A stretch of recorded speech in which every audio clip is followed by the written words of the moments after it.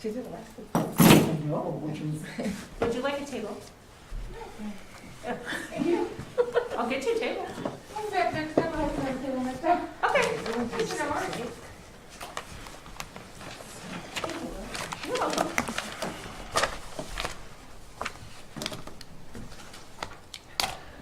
This must be the book.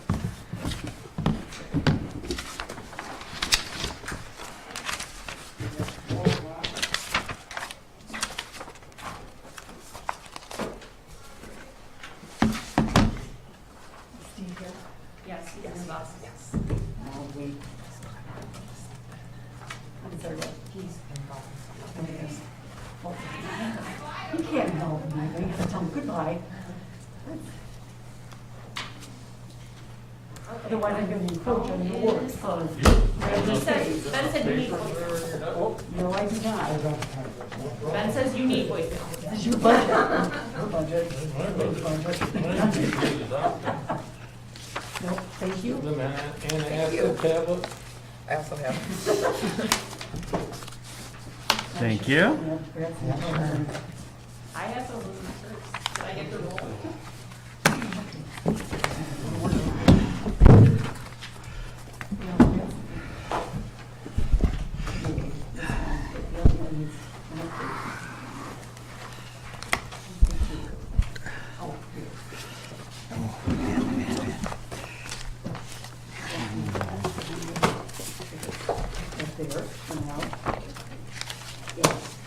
Nope, I'm gonna move it so you don't have to even mess with it. No, that wouldn't. Just pick it up and put it back. Just to say, I hate pieces. Pockets I like. You have to explain this one more time. I start going to the other way. Now, wait a minute, I know he told me. All right, we're here. All right, we're going to call the meeting to order. It's 1 minute after 5. Hang on, I know I have an agenda.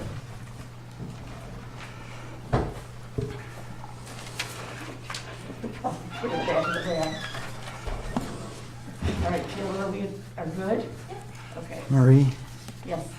I would like to change the agenda to the point that Karen runs the meeting. That's the way it's always been in the past. And so I just, through this portion of the budget. Okay, now where would, that's approval of the agenda as amended? Yeah, Is that what you're looking at? yeah. I don't even think you need to really amend it. I was going to say, If you just, there isn't any, no.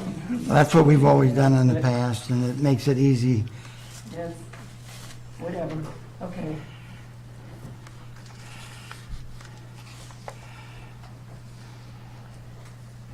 All right, this doesn't have a roll call, but it looks like everybody's here. I don't see anybody missing, so. Within minutes, they're all here. We have a work session, and we need the approval of the agenda, which trustee Rosecrans wants to amend. Okay, I guess the amendment means that Superintendent Hildebrandt will run the meeting? Is that Yes. what you're, okay. So, just the budget section though? Just the budget section.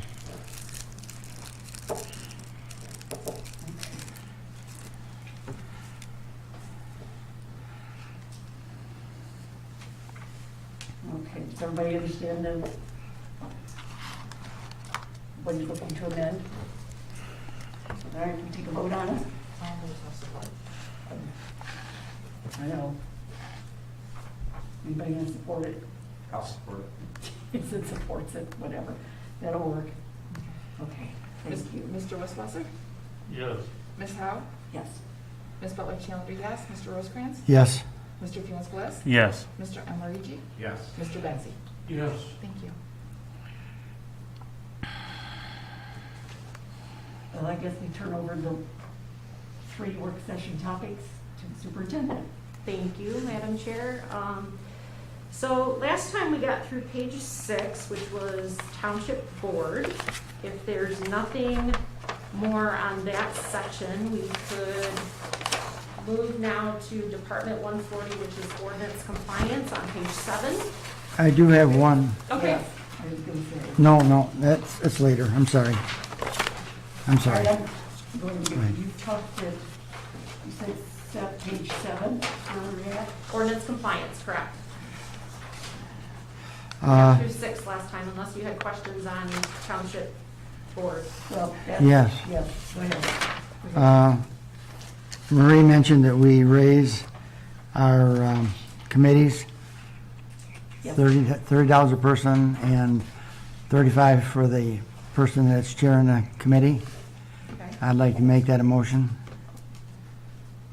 Um, or however you do that. As because this is a work session, I don't think you need A motions. motion. What I'd like to hear is just it's a verbal consensus that nobody objects to it. Okay. Or wants to have further discussion on it. What I originally said was 25 and 30, as opposed to 20 and 25. Okay, So that's. all right, that's fine then. Just raising $5, raise for $5 a each. piece. 30. Yeah, well, it'll be 20, yes, 25 and 30. And then I would make that change when we get to the end of Right. reviewing the budget together as a board.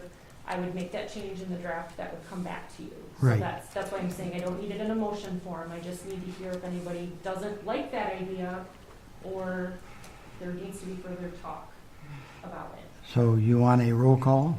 I I don't, don't think we need I that. don't. I Is just wanna anybody hear if against it? somebody Okay. says like, no, I think it should be more, or no, I don't think we should be doing that, or. Okay. I have a quick question. Your increase that you have for your requested budget is what percentage? For your township board? You've got salaries that are going from 19,773 to 2036. So I know the, it says each 4%. trustee, it's 3%. Right. And Every salary was figured with a 3% increase. did you have that by any chance? I did. Good, thank you. I do. And that'd be for all, No, it's gonna be, you have union employees that are in the, Right. police department, right, and their increase just on the police department budget is $183,676. what's the percentage? I think, believe it's 3.5 per their contract. Okay. So that's Oh, not, that's- that's yeah, not negotiable. that's- Okay, so then, general employees of the township, 3% is $93,355.63. 365, 355 355, and 63 cents, 60. and that's 3%. Yep. Okay, so the trustees on this page are moving from $4,493.19 a year to $5,091.49 a year each. And that also is 3%. Correct. Right.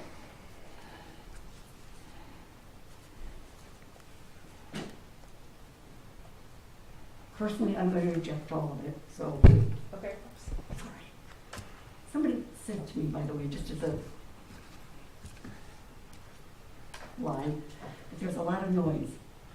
So I don't know if I'm doing the paper noise or if it's paper noise from anybody else shuffling or what it is, but. That's gonna be inevitable, unfortunately, Okay. since everybody's has papers and they're shuffling them, there's no way to get rid of that sound. Even, Just don't hit it. There's no paper. Yeah, unless everybody wants to go electronic. No. that's not gonna happen, so, okay. So Nope. is there additional opposition to 3% raises?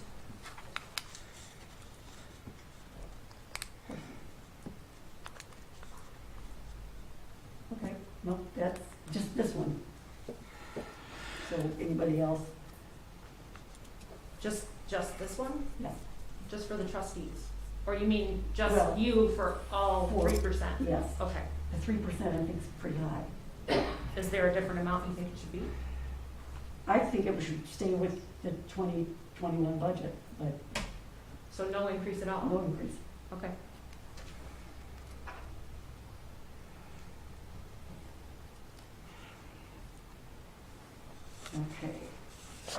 Okay, are there any other items on page 6? Do you know what the impact of the increase on the committee pay will be? I don't at this time because I'll have to get a report that's broken down by who and how many we have and how, it's usually based on how many meetings, and so I can give you at the next meeting, or I can give you an amount for that. That'll be helpful as we look to Yes. cut and add in other departments. Yeah. And my point on dovetailing there with trustee Friedman Bliss has to do with the reasons for that is because that money can be used for lots of other things in the township, whether it be our roads or senior center or whatever, so Mhm. that's The where I'm coming from. 93,000? Yeah.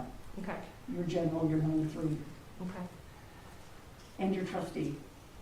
That's a Well, point. that is including the trustees. Right. That's the board and all the general employees.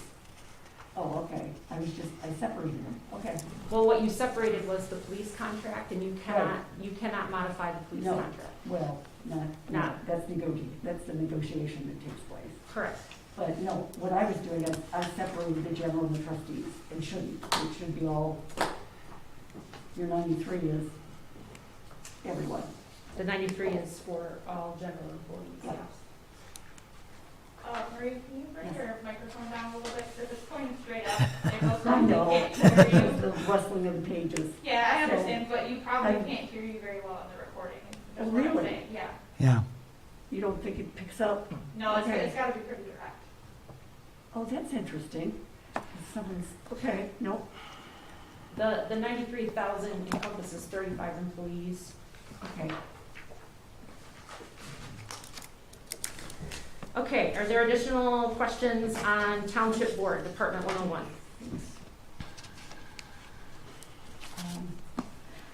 Could you, one more, just very quick one, because this will make a difference for all of them. Miscellaneous, what does that mean throughout the budget? I see miscellaneous. Does So that differ from each?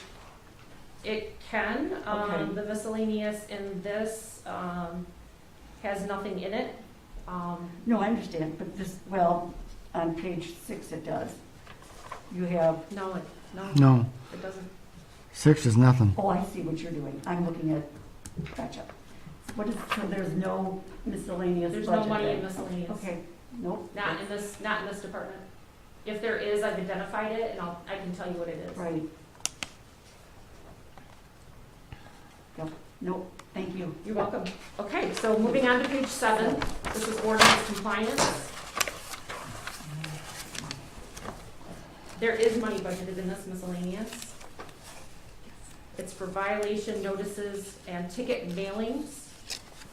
So it's the actual postage fees that we pay at the post office for Oh, okay. mailing tickets and making sure that we get signatures upon receipt. Why doesn't it just say mailing instead of? We can't, miscellaneous? you are given, no, you are given, in the chart of accounts, there are items for each line. There's a description, Right, and some of them are very specific and some of them are very general. And so there's no postage and mailing in this department, so we have to put it under miscellaneous. miscellaneous. So ordinance has no budget for posting. Okay, If there was a postage and mailing, I'd put it under there instead of in miscellaneous. I would much prefer that, but. yeah. That's confusing. Okay, so this is, as you're aware, Kevin Douglas, who serves part-time as our ordinance compliance officer and part-time as our fire marshal. And so half of his salary comes out of this department and the other half comes out of the fire department.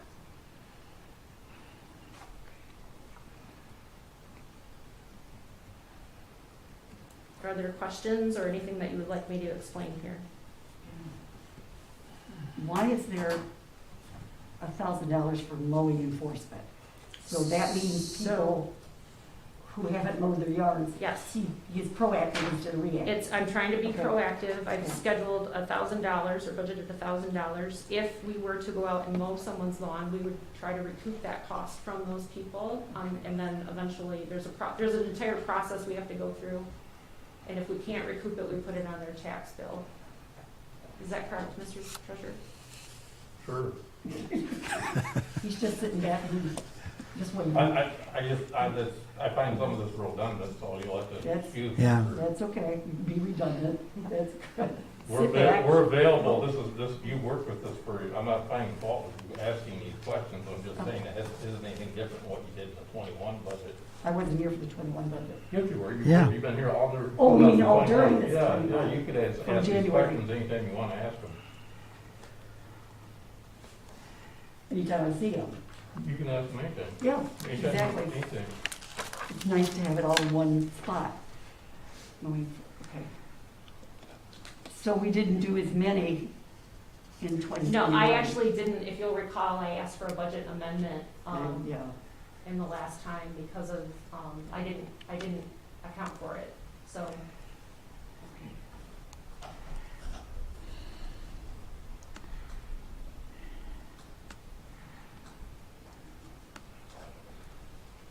I'm on page 8 of my head. You are ahead, you're one ahead of me. no, that's no. Okay, page 8 is the supervisor's department, Department 171. Salary increase at 3%. The rest of them there are automatic. There is no miscellaneous spending here. No, except for one thing. Well, the miscellaneous spending, I didn't understand, now this was a question that there was like 400 and some odd dollars. It's in there. And 510 $510.64. overdid, what was that for? It Do was you remember? the past due property taxes on, I believe, the Main Street DDA property, Why would that be in mine? because we couldn't, the chief operating officer of the DDA, you've said that many times.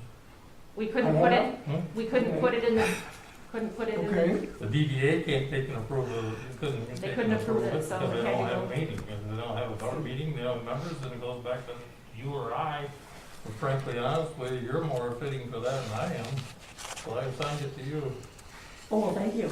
Well, at the it's your- time you it's voted your on it, it was- responsibility. at the time it was voted on, it was, Yeah, the line that's- item was I- there.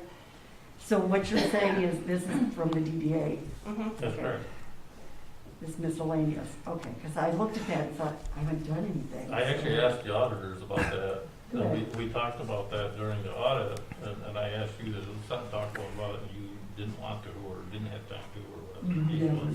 did that. Yes, I did. No, you didn't. You just yelled at me and said, how come you're not thinking beyond that? I've never yelled at you in my life. Karen? Are there additional, oh, I'm sorry, go ahead. I got a Al. question. Al has a question. That property down there that they owned, the DDA used to own, or still does. They do not, it's the township owns it now. All right, so do we mow that? We should be, if we're not, we should be. Okay, I was just wondering if we It were, was my understanding it was dirt, but I could be wrong. Oh, I'm sorry, thank you. For what it's worth, the township will have the opportunity, and here we go, we're gonna get off track here, but by the old railroad the tracks. township will have the opportunity at this point in time to take this property and take it on like the rest of their properties and waive the property tax fees, so we don't have to charge ourselves fees on a property that we own. That's purely within our control, we get to do that, that's the way most of these properties are. You notice all these properties the township owns, we don't pay taxes on. Correct. You'll be able to do the same thing with this one after the first of the year. But you'll have to think about it and decide how you want to do it. Because for right now, you got to pay a property tax bill on it, and it's got to be paid by someplace, and it's got to be charged out to some kind of a department that's in charge of it to be within the law, and it's a place to put it in the supervisor's account, because you are something to do with you're a member of the DDA in some shape, form, or fashion, from what the auditors told me, and they told me Yes, that was the appropriate expenditure place to expend it. So that's what we did. Are there additional questions on the supervisor, department? Other than your 3%. Yeah, Mr. Elmery? I said, other than no 3%. She answered my question. Okay. I don't, All right, Superintendent's She turned it Department, around. Department 172 on page 9. I will clarify that this now contains 3 employees, the deputy superintendent, the front office admin, and then myself. My salary is in the salary line 702, and then the other 2 salaries are in staff salaries 704. The benefits for all 3 of us are listed in benefits, and it's consolidated.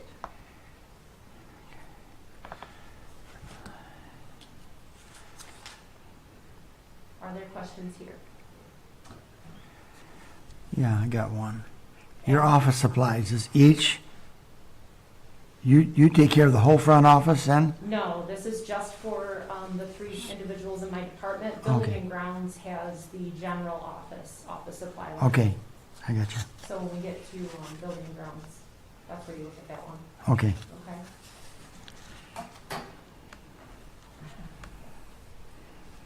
Yeah, Okay, just a little, help me out to understand it. of course. This, in 2019, that's when you had your contract, correct? Mm-hmm. And that was a 90,000. No. it So you was- started at 105. Dan was still here Okay. in 2019, so that encompasses 9 months of Dan and 3 months of you. That's what. And that's why in 2020, Dan wrote the Was still- 2020 budget, so Dan put in an amount that he thought might be sufficient to cover whatever I was started at, okay, so that's what that is. so that's an arbitrary figure. Mm-hmm, Okay, got it. And then in 2021, mm-hmm. Wait, 2020 is not arbitrary, that's actual expenditures, right? No, that's 2020 activity. 2020 is what you're looking, are you looking at 2020 or 2019? Activity, it says What was- activity. What was your start date, Karen, for 2020? I started in October of 2019. So that took on the 2020 budget, that took on everything for Dan up through there, Up to along October. with his buyout for his contract, and then it included what was left of the year of budgeted, amended budget to take and cover the amount to the end of the year. But And then 2020 is. 2020, In 2020. 102. What do you mean buyout for his contract? If there was any fees or anything else according to his contract, I don't remember exactly what his contract said, but if there was any fees, when people leave, they leave and you pay them up. You don't just pay them till the day they leave, it depends on whatever the contract says. So even if he left on his own accord to take another job? He would get I would have to look sick at it. time and. You'd have sick vacation time and anything and- else in the way of vacation time or anything that you would have that would be pertinent to what the contract language says.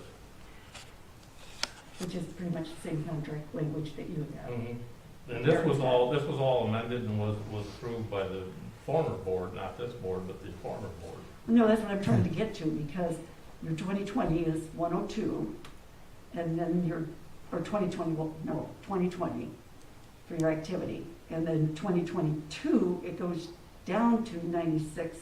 That's because this year we have 27 pay periods, so there was an actual extra there's- pay period. So the state, you do the same as the state does instead of, It's a leap year. Yeah, right. you get an extra, you get 1 additional paycheck. So yes, my salary will go down this next year because there will be 26 pay periods. Right. Instead of 27.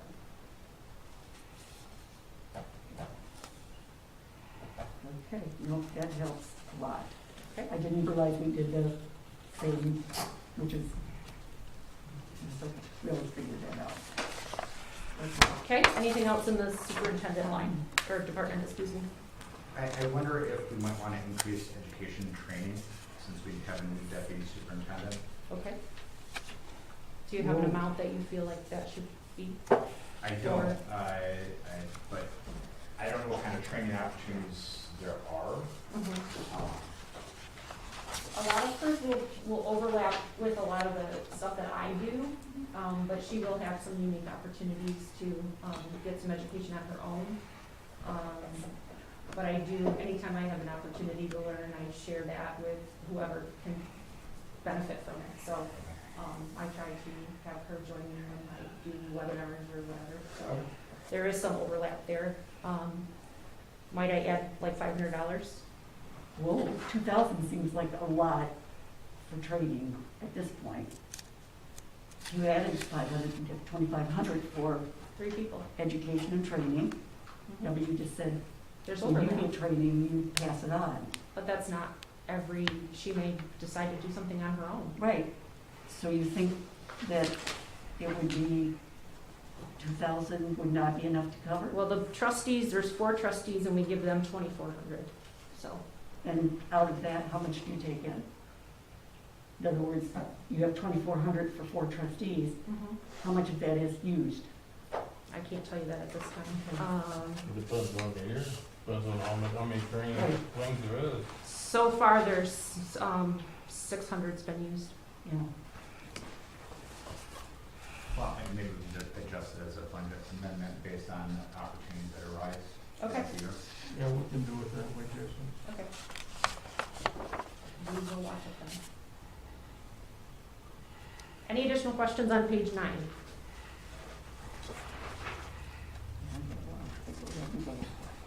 Marie? Nope, I was gonna say one.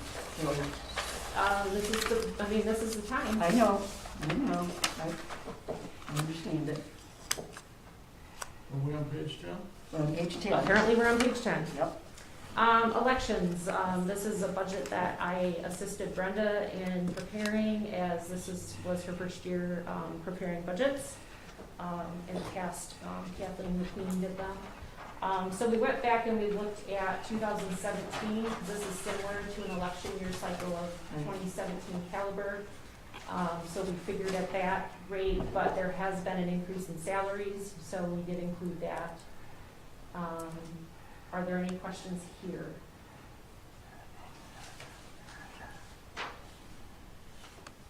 No, I'm really glad to see personally that elections is finally getting at least some. That's always been underpaid. However, in 2021, it was 4,000. Am I understanding that? And now it's 17? Every year is a different election cycle. So Right. the 4th year in the election cycle is generally a down year. Down, yes. So, yes. Okay, so you're looking, okay. Have we held one to date, Brenda? We're holding the first one in November. Correct. So, Which is, that's a special election. Are we paying for that or is that being paid for? no, that's by the being paid for, but we'll have to expend the money and then Right. recoup our costs. Now, when you say recoup the cost, you mean charge the cost? So you Tell them how much it cost us and they'll pay us. Okay. So we're paying ahead? Is that what we're doing in Correct. 17? Okay. And then they will reimburse us for the actual cost. And then what do you do with that? It'll probably go into a revenue line item at the front of the Is budget, it supposed, yeah, if I'm understanding the law, it goes for like equipment? reimbursements. Yeah, Okay. For voting equipment, okay. I'm sorry, voting equipment? No, In it time doesn't they go in can charge. voting equipment, No. it goes back into the reimbursements and other. The only thing I have in There's here, nothing in the statute anywhere that says that money goes into a specific place in the way of that, other than general accounts. the only voting equipment here is a tabulator that we've done, because Brenda would like to have an absentee, Sure, makes sense. absentee voter board for the amount of absentee ballots we're bringing in now. That would be with your supplies and, It's under operating supplies, you know, yep, for 12,000, And we're not exactly sure how much it's gonna cost, so it could be We'll do more our when they best. come back. no, I think that makes a lot of sense. Okay, anything else on Anything page else, 10? Page 11? All right, this is the assessor's department. You have the assessor's salary listed, you have temporary salaries, and that's for the office assistance that she receives. Benefits is low because Ms. Botke takes a buyout on health insurance. So that keeps that line a little lower. Contractual and professional services is high, and that is because it helps for legal expenses due to Michigan tax tribunal cases. You can't always identify how much or what you will need, especially if we have to go head to head with somebody like, let's say, a Myers or something. Printing and publishing, she sends out the assessment mailings So you'll see printing and postage, printing and publishing and then postage. Her miscellaneous is, I can't tell you because I didn't write it down here, but I can look it back and tell you what that is. Okay, Because I budgeted 600 apparently. yes. Dues and memberships are pretty clear and cut, and then she does do a lot of education and training to keep up her certification. Any questions? So her salary then has gone from 73 to 90. Am I understanding that right? No. Okay. So, she makes, I would say, you'll see in the 2020 activity, 68, depends, she could go up to 70 with overtime. She requested 90 in this 2022 budget, and I allocated 77.5. Okay. That's that 3%? No, it was additional because she's not had an increase in quite some time. Oh, she wasn't included in the 2% last She year? gets the 2% and 3%, but she's not had a significant increase since she's attained her level 4, so. She requested an increase. Okay. Any further questions on page 11?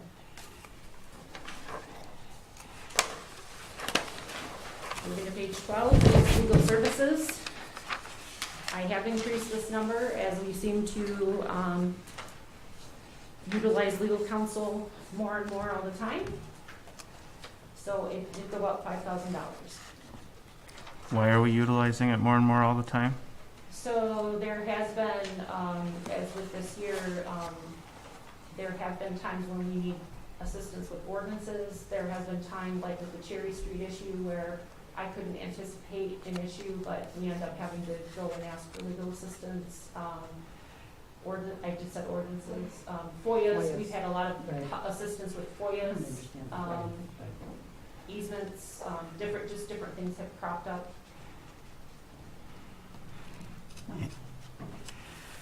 And if we don't spend it, it goes back. Correct, Goes back to general fund, is that? correct. If it's a general fund expenditure, yes, it goes back to the general fund. Is That's this a correct. general fund expenditure? Yes, it Yes, is. The Okay. key is the 101 number. Right, that's what I was gonna Yeah, ask. yep. Page 13. This is the clerk's department. The clerk's salary is listed in 702. Her deputy is listed in 704, and then their benefits are combined in 714.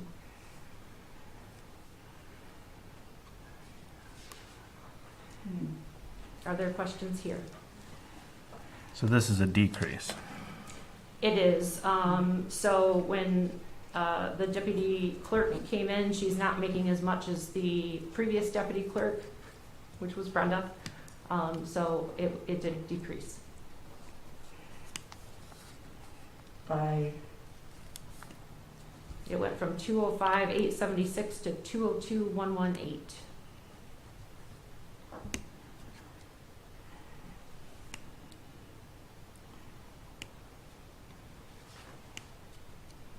Operating supplies decreased.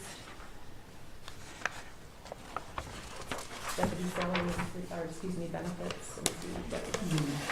Oh, I'm sorry, Ms. White. Brenda, is this enough money to run your office? Yes, Okay, I believe so. thank you. Thanks.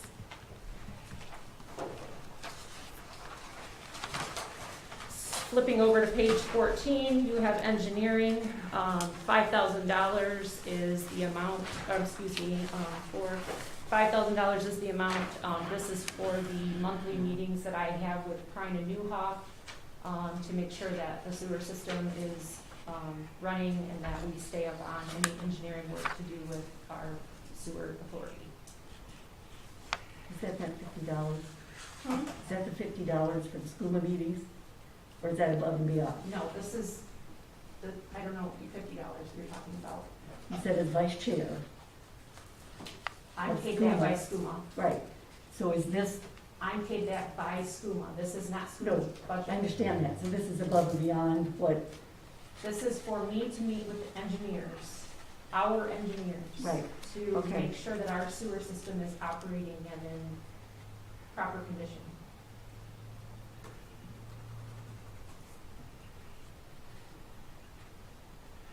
it gives you a monthly update. We meet, SCUMA, me and Mark Prine from Prine and Newhoff Right. meet for a couple of hours every month to go over the system.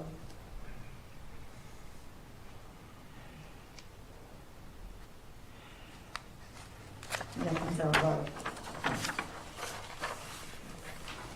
Okay, moving on to page 15. This is a, Department Administrative Services is currently where Taylor's previous position and where her current position are coming out of. It has been recommended that as of the end of this year, that this department be null and void, and that she be moved into my department under the superintendent. So this will finish out this year, and then this line will cease to exist, or this department, excuse me, not this line. Misspoke. when it existed in 2019, who had that? Me. Oh, okay. So this was above and beyond your salary? My salary is what? Yeah, this says salaries, and then it goes up from 46 to 38, which goes down, that's an increase. So it won't exist in 22. So.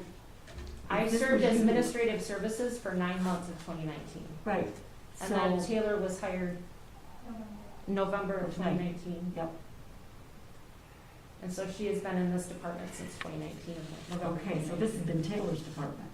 That's what I just said, yes. No, that's what I want to make sure I understand. Yes. It is currently Taylor's department, but at the end of this year, she will move to the superintendent's department.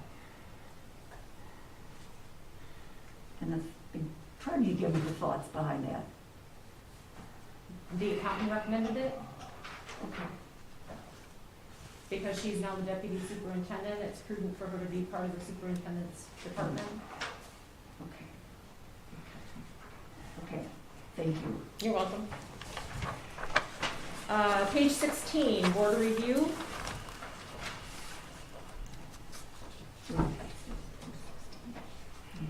An increase was proposed in the amount that the Board of Review members are given for their salaries.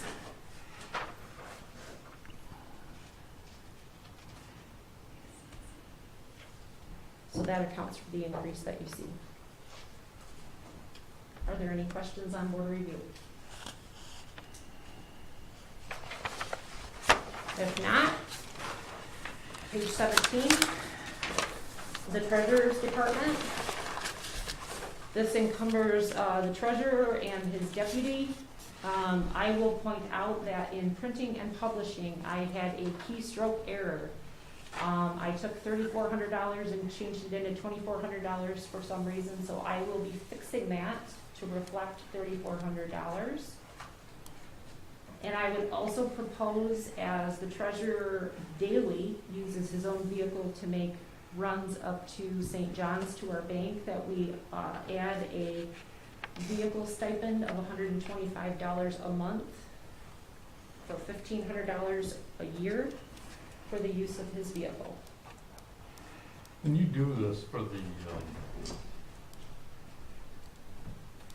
other people that have this, is that, I never paid that close of attention, I can go back and look, is that a section, is that a separate line item, or do you increase it? Or do you add it in someplace? I will have to go back and check Chief Lindemolders.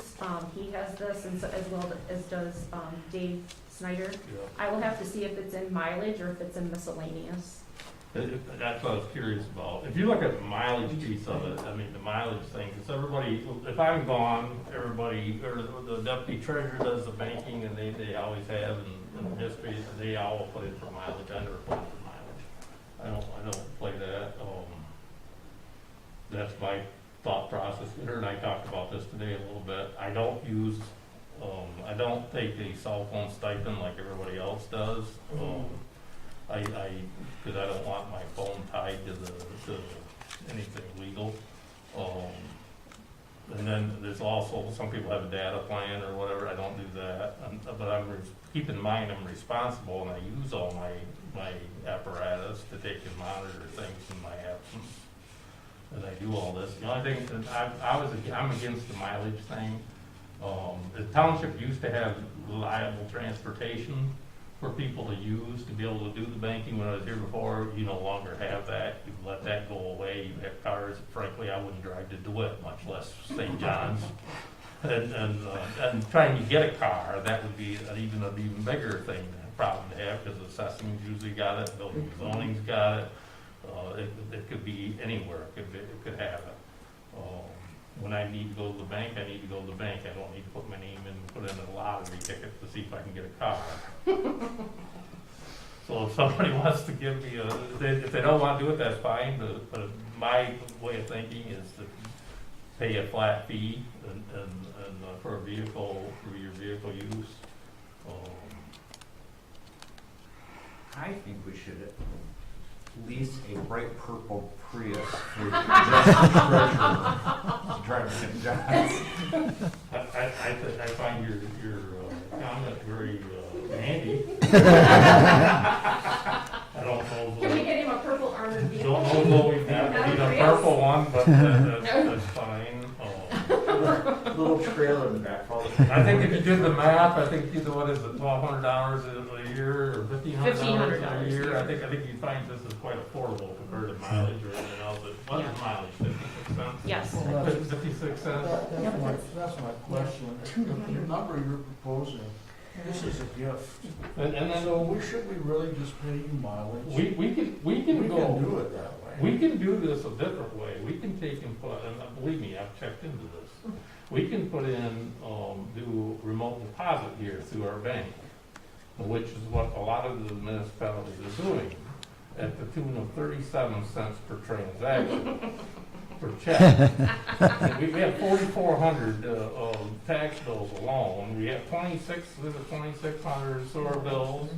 We have numerous other, everything in the way of building and zoning and everything else. And I did the math and figured this up, and we'd be giving away a lot of dollars to the bank for this purpose. And it's really not, I don't see where it's cost efficient myself. I prefer to give it to you. You're not giving all that Well, to not me. to you, But I prefer to for go you to the to bank and go to the make sure bank. that everything's right, and I kinda like it because that's the reason why our audits are somewhat right, and our deposits are right, and everything kinda keeps on line and track, on track. You know, we don't go days around here about making a deposit, we do it on a daily basis. In most cases, once in a while, we have a 2-day deposit if there isn't much money. But and you still, even if you have remote deposit, you still have to go to the bank with cash. So it doesn't matter if you don't get a remote deposit or not. So I will look into which line it needs to go into, but, Mr. Benzie? What matters to me is, do you think that this number we're proposing is okay with you? That's for the entire department? Yeah. I think it's higher than hell. But, you know, I've lived here for a better share of my adult life. And I watched it come from a wee little bit to where it is today. I mean, we had to go out and use push lawnmowers when I came here. I remember donating mine. So it's a lot of money. Well, the department total is 307,725.46. Right. But 48, excuse me. But you got to remember too that Because you're only looking at $200. you got to look at a couple things. You got to look at your contractual professional services, is what keeps everybody safe and sound here in the way of having your accountants here and doing the accounting thing, and that includes the audit, I might add. That's $57,000. You got to look at the other big hit item down here, which Beth and I have gotten together on religiously every year that I've been here with her. And we go over prior period adjustments, and we watch that pretty close. This year, we're having a pretty good run at it this year because of some of the stuff we did with golf courses and everything, rebates from tax tribunal.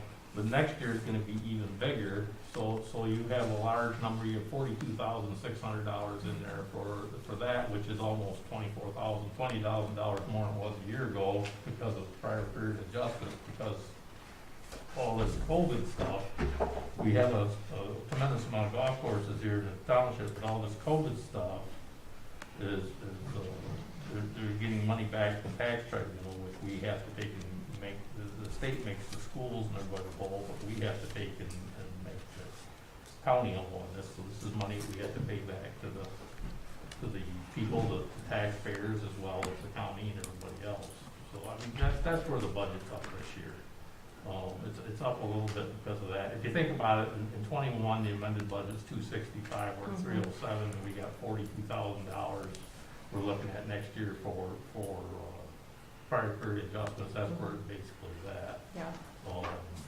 And then you have your contractual professional services, which looks to me to be about 3%, which ain't bad. Year to date, actually +6.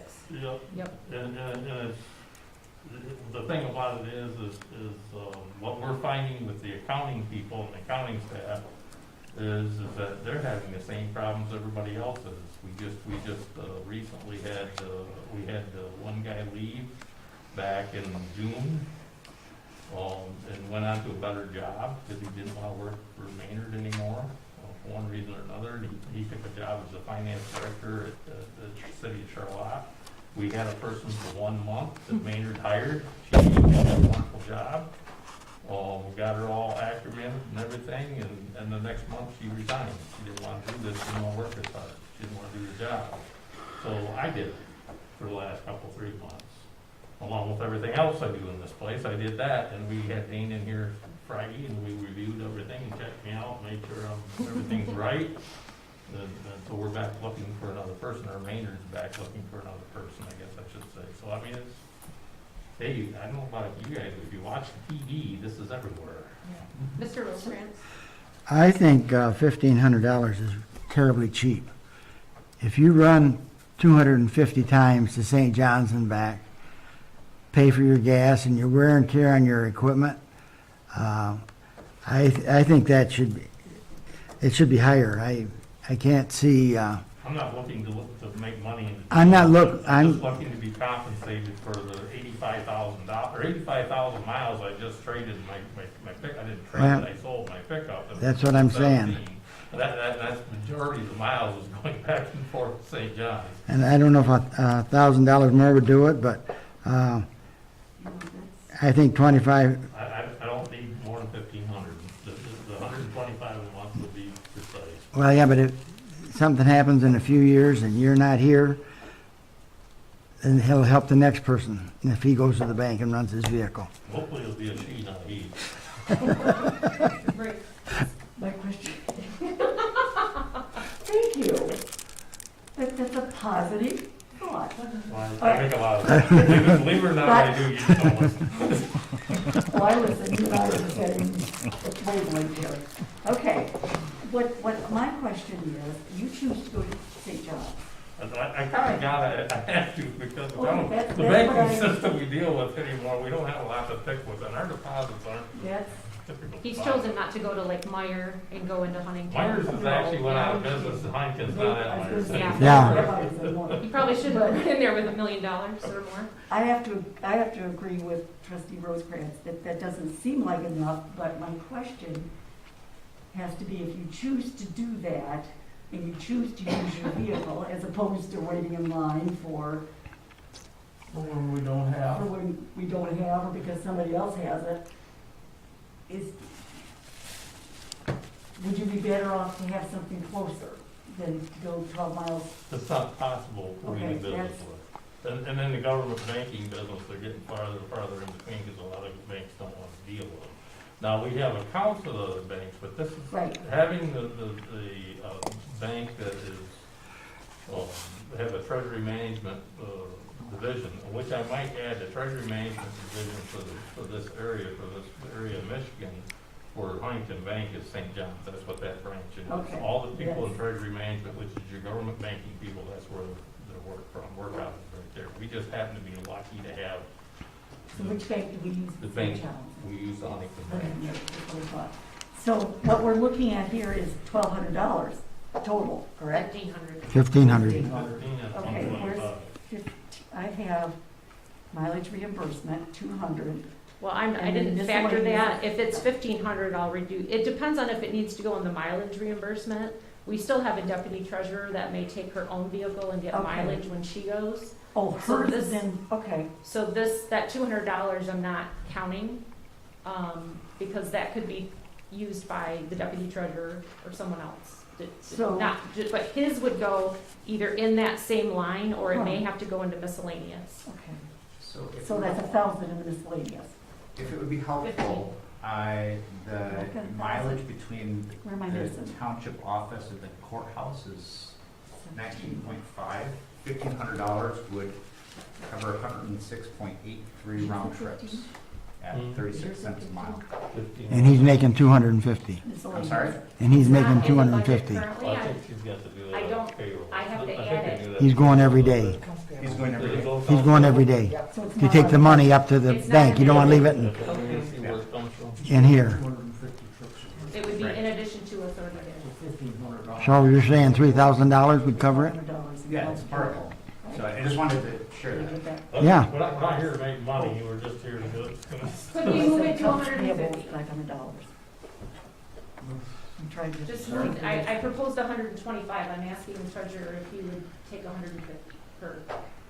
The treasurer will take whatever the board takes. Okay, let's not get carried away with it. Okay. Because it is what it is.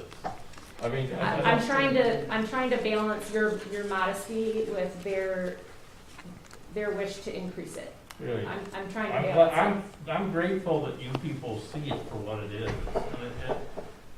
And it is an issue, and I try not to, I try to work with the system. The system is broken. All right, so I propose we change it from 1,500 to 3,500. That would cover 250 trips. That would be presumably enough to cover the treasurer and deputy treasurer. That'd be fine.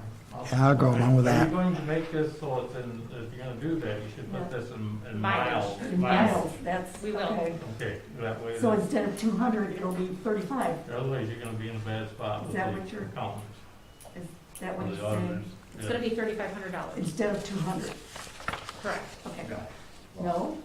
Instead of There's 200. 1,500, it's gonna be $3,000. $3,000. For mileage. Well, I have 200 in mileage reimbursement for. Right.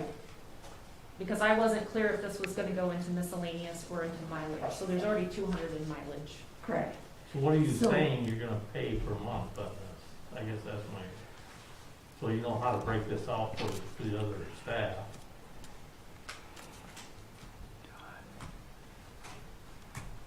$292.50.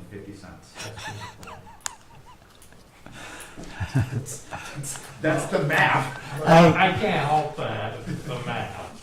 Well, then, I find it absurd. The police chief gets $200. the treasurer finds math absurd. Yeah. So, Well, 1 and 1 doesn't always equal 2. Sometimes it equals 3. The police chief and the fire chief, what do they get, a $200 a month I think that- stipend for the vehicle? Can you answer That that? was 180. I Okay, think it's 200. Okay. okay. I think it's 200, so you're not gonna make it 292, because what you're doing is you're setting yourself up for somebody's new contract to say that for everybody. Let me try something here. Why I don't we mean, make them all That's the why I same? didn't wanna do this. period. Okay, If you're doing 200 for the police chief and the fire chief, do that for the treasurer. okay. Make them Make the them same. all the same. Make them the That- same. that- I can live with that, that's Okay. Okay. but I appreciate it, but I mean, But it is 200. it's over that, like, that's not the, we're not looking to make. 200 a money, month, just make- Marie. make it Okay, look no, I fine. understand. But if Not you- 200 total. The $200 It's a month. that's in mileage is for the deputy treasurer. That'd be $2,400 a year. If she doesn't do this, well, this year I've taken 5 days off of vacation So time. maybe she had to do it a couple times. Okay, we've got a couple minutes left. Let's, Al, Mr. Rosecrans? We're gonna take a bathroom break. Why don't we adjourn now? Okay, so we will end at page 17. Thank you for your time. Now, you were going to talk about another meeting, we're gonna- Well, now we're gonna do public statement and so that just leaves us with no other meeting? We have a discussion about that in the next meeting. In our following meeting. You're gonna Right adjourn, after this. you're gonna have public statement and adjourn this meeting. No, I and then understand that. Bathroom I break, thought we and then were- we're gonna start another meeting.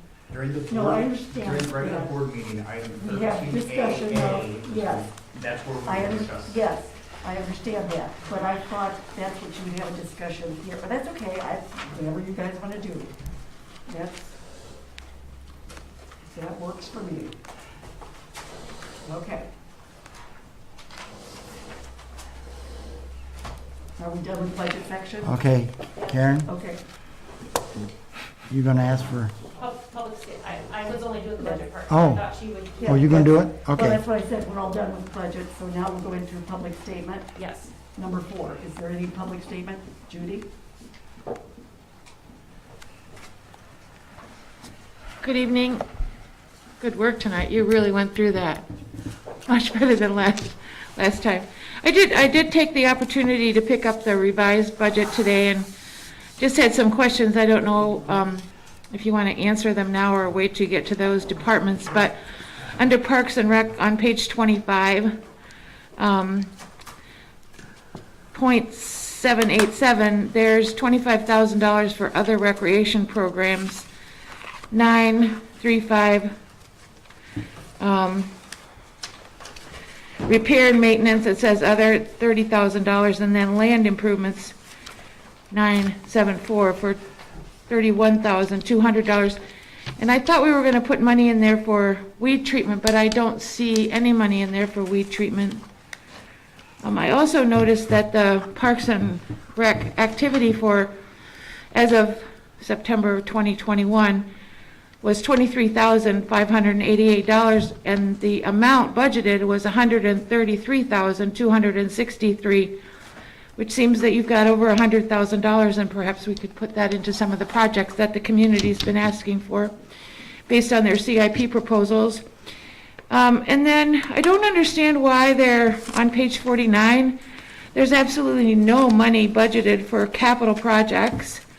I think that we have the ability to invest in our community with capital improvement projects, and I don't see any money budgeted in there. I also couldn't find the $77,000 from the DDA. I don't know where you put that back in the budget, but I know I'm quite interested to know where that money is going to be allocated and what department it's going to be given to oversee. So those are my questions, my comments. If I may, land improvements 974 is where the $25,000 is on page 25 for Parks and Recreation. That is your lake treatment. That's the treatment? Yes, that is your lake treatment. Thank you. The rest will be an ongoing conversation. I did not recommend any capital improvement projects, but that doesn't mean this board can't choose to do capital improvement projects. Yeah, I just didn't see any in there, so I was just Yes, wondering. So that'll be a discussion as we move through some of this. Will be a discussion with them. Yeah, I think that's very important. And then, when will you meet again? We're gonna discuss that at our next meeting. At your next board meeting? Right now. In 5 minutes. All right, I'll listen for that. All right.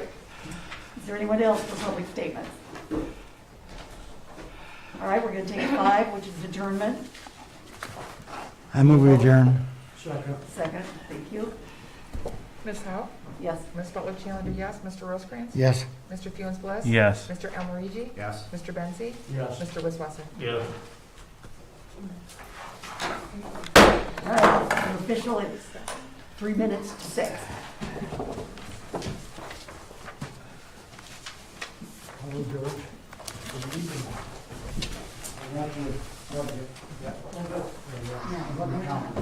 I gotta go to the restaurant. You're not allowed to do that. You only got 2 minutes. You got a minute. I've got 1 minute. Yeah. Let me take that next. The unrestricted and classified. I know you told me that. Is that, Where do you see unrestricted? no, classified. Okay. That means, Unclassified is money you have that's on hand. that's- It isn't classified for anything, but it's within the general fund. And then that number could be off by one way or the other, depending on but what I firm. didn't, when I'm going through, because I remember you talking about this, It's money that's not restricted to anything. Thank you guys. Thank you. But, I mean, thank you. And I appreciate you understood that what we talked about the DDA thing. No, that's okay. I'm available any day you're talking about that.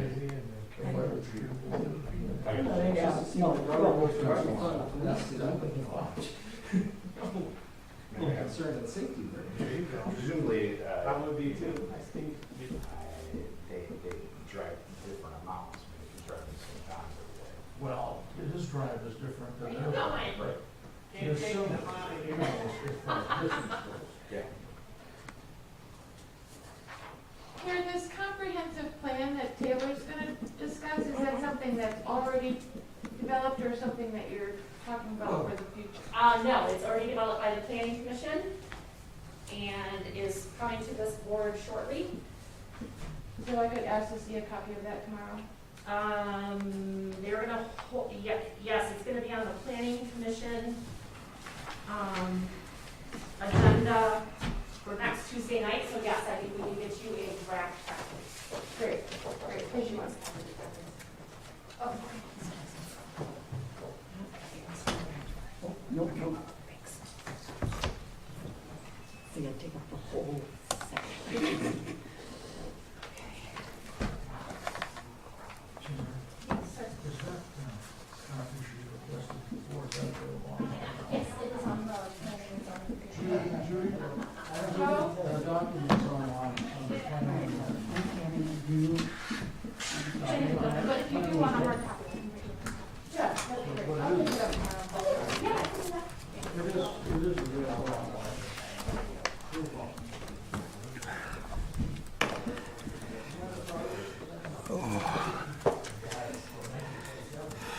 Well, we'll put it away for a couple hours.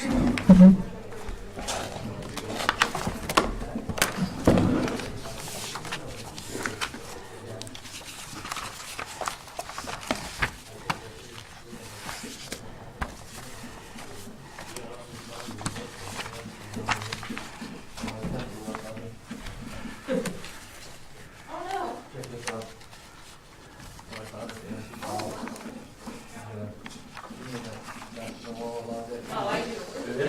Got water even on it.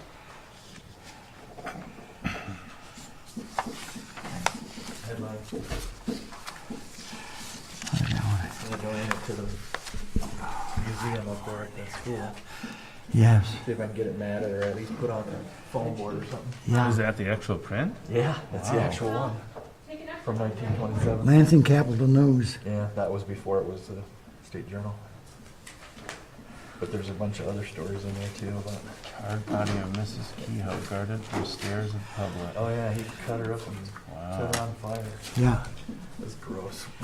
yeah.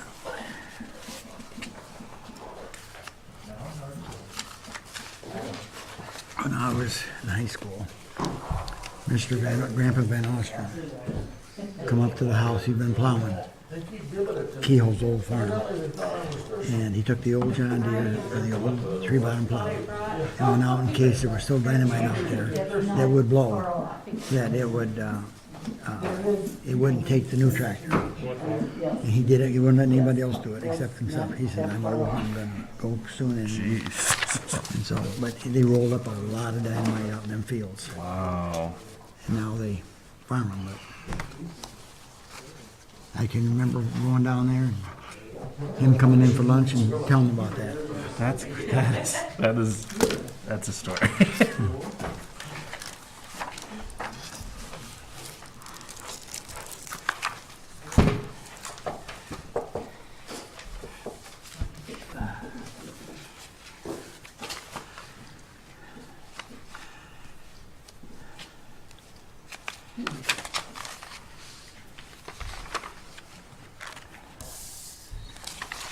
I think we're all here.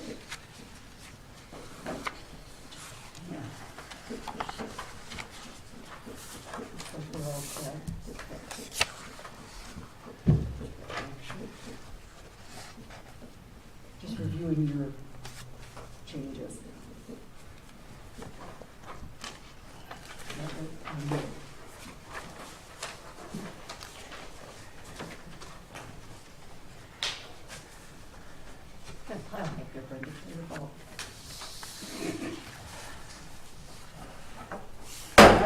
going to call the meeting to order. And it is what, 3 minutes after 6? Okay. So 6:03, call the meeting to order. You need a roll call Ms. Howe? here. Ms. Butler Challenger here. Mr. Wisswasser? Here. Mr. Almarigi? Here. Mr. Benzi? Here, Mr. Funes Bliss? Here. Mr. Rosecrans? Here. All right, looks like we're all here. Item 2 is our civil reflection. We're going to do the Pledge of Allegiance. And after that, we'll do a minute of silence. I pledge allegiance to the flag of the United States of America and to the republic for which it stands, one nation, under God, indivisible, with liberty and justice for all.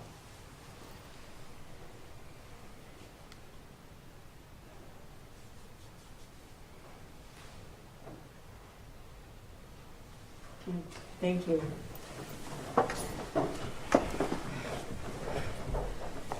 Now we have item 3, approval of the agenda.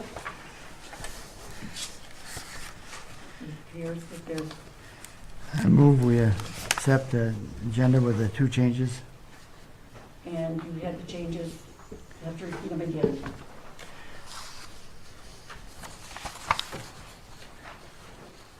Where it says new, that's the 2 changes. Oh, I see what you're saying. You want to accept the agenda as, As it's printed by the revised edition. okay.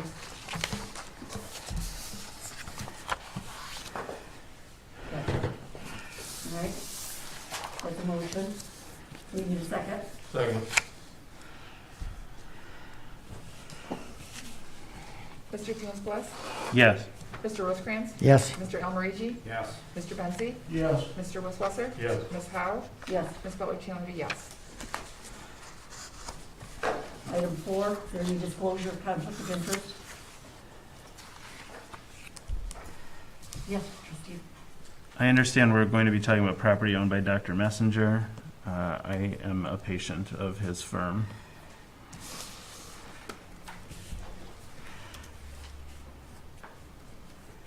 Okay.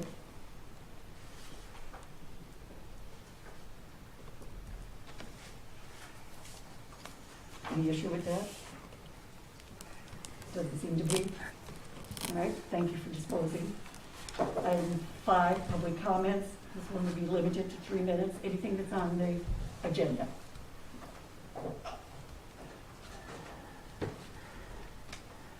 Hello, Ray Kotke, 15566 Park Lake Road.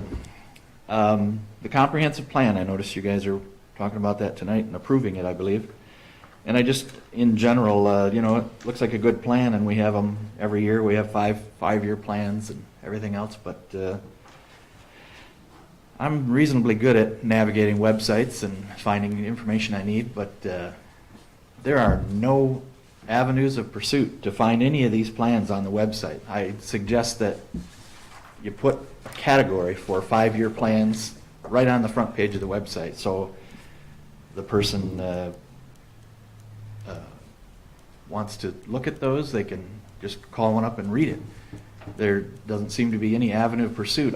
In order to find the comprehensive plan, I actually had to go into the Planning Commission agenda of, I believe, last month, the 28th or something like that, and extrapolate it from that. I can find no documentation whatsoever from the former Parks and Rec. The comprehensive plan mentions a Parks and Rec comprehensive plan or 5-year plan of 2018 to 2022. Where is it at? It's in Etheria out there somewhere because I can't find it. And a lot of the other historical data from, in this case, Parks and Rec, of some of the meetings and the like, are gone. I had mentioned that previously to Taylor, and she had just said because of space, you purge it, which I can understand, but video is what takes up a lot of memory. Text reiteration doesn't take up anything. So that's pretty much what I wanted to say. And one other thing I wanted to say was you guys need to have some kind of a town hall meeting or something regularly. I think something, it'd be great if you had one monthly, but I don't know if we could have that much to talk about. but quarterly at least, 4 times a year, have an open public meeting for township residents to come in and say what they want, ask questions, and just get more involved in the community and talking to the people that you guys are working for. So, anyway, thank you. Thank you, Ray. Is there anybody else that has public comments? All right, we're going to go to item 6, which is your county, state, our commissioner is here. Good evening. We'll start. I got to tell you, the ARPA program is. I know it's become an administrative nightmare for a lot of communities. At least you have some professional staff on hand. Some of the local general law townships, they're really starting to pull out their hair, wondering about how to deal with all the federal money that's coming in. At first, when we were first informed of it, I went, "Holy hell! They're giving us $15 million, and we're not even broke. We got everything paid off, and we're in good shape." But there is a difference between wants and needs, and we've been doing a lot of visioning sessions at the county, and just over the next 20 years, currently on the capital improvements plan, which is very similar to yours. You put a lot of things on there that are wants but not needs, and you kind of kick them down the road more and more and more. But over the next 20 years, we have $73 million of worth of projects on the books. Now, we're not going to fund all of those, but obviously the $15 million in ARPA money is going to go a long way to help bridge the gap on at least some of those. We have been working closely with Guidehouse, which is the consulting firm to try to navigate the federal regulations on it. Coincidentally enough, this is also the firm that the Treasury Department has contracted with to help them write the rules that we're trying to navigate. So we've got a direct pipeline into Washington, D.C. on that one. We think at this point that we're going to be able to, through revenue loss interpretation of the rules, that we're going to be able to put about $11 million of that $15 million into general fund dollars. So that'll be available for us for our long-term capital improvement process. So we think that's a good thing. Now, in the short term, the first amount of that money that we're going to be utilizing is for a small business relief grant program. That is going to be open on Wednesday. It is going to have a 12-day period of opening from Wednesday through October 31st. So we should have started our PR launch campaign today. If you want to pass along to any business owners and I encourage you to do that, it's purelansing.com/Clinton Grants. And that's where you can directly find the application process. So there's different categories of businesses, different areas, but we have $2 million, and we intend to, make sure that businesses are making themselves, available to put into that grant, and they should have their checks by the end of the year. I mean, we feel that, the COVID disruption in the economy, part of this money should have gone to the businesses that were disrupted. So we intend to get that money to them before the end of the year, because we know a lot of those places are still struggling just to remain open. That's the whole point of the program, is keep businesses open, they're local. So purelansing.com/Clinton Grants. That's where you can start directing anyone in the community who owns and operates a business to apply and see if they meet the criteria. We are using LEAP as our clearinghouse. They're going to be doing the vetting. They're going to do some LexisNexis fact checking and just making sure that these are legitimate businesses and not some kind of Romanian hacker that's put in an application and try to get money out of there. So we can't be 100% certain that all this money is going to go to who needs it, but we're going to do our darndest, because we think that there has to be a balance, and I think the balance needs to be, we need to make sure this money gets in these people's hands before their businesses go under. So we're going to do our best to make sure, fact check, that there isn't any kind of double dipping or money going to people who aren't qualified. So that's, like I said, that opens Wednesday the 20th and closes on Sunday the 31st. Also, in a part of our looking at possible uses of this money, because I know a lot of communities like yourself, like Victor Township and others, are looking at broadband infrastructure. We know that there's money been set aside for broadband. It's a small amount of money compared to what they're talking about in a federal infrastructure plan that's coming in. And we know that the amount of money needed to make real wholesale changes to reach out into the rural areas is going to be extreme. But we are going to be doing a survey of the entire county, assessing everyone's needs and what's available. We're contracting out for a local survey company right now, so I don't know when we're going to have that data, but it should be fairly soon. I mean, we're talking about a matter of months, not like into next year. So when we have that, obviously we'll share that resources because we know that a lot of communities like you and others are looking to pool together and see what you can do. From what we understand, and they're still working on the language about how this money should be applied, but what we understand is there's going to be a bias towards connecting areas that are probably in high-speed deserts. So in other words, if you have a fringe population of some kind of light subdivision that may be just on the outskirts of where they have access to broadband, but then you have an area that may be over in like Fowler or something that doesn't have any, there's going to be a bias toward running lines out into the country and feeding those areas that are farther away and letting the regular cable markets and other infrastructure suppliers kind of reach out and expand their network that they're already in a footprint for.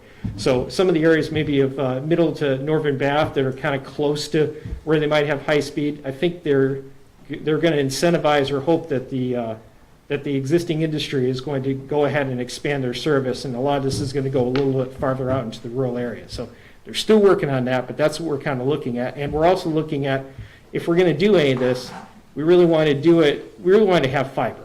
We don't really want to, we know there's a lot of people talking about high-speed internet, but we're looking at fiber, because that's the highest there, and then people can pitch into that and spread it out. So that's kind of, we're at the beginning steps of doing our survey and looking at what's going on there. I see a lot of questions out here, so I'll just stop and let you go.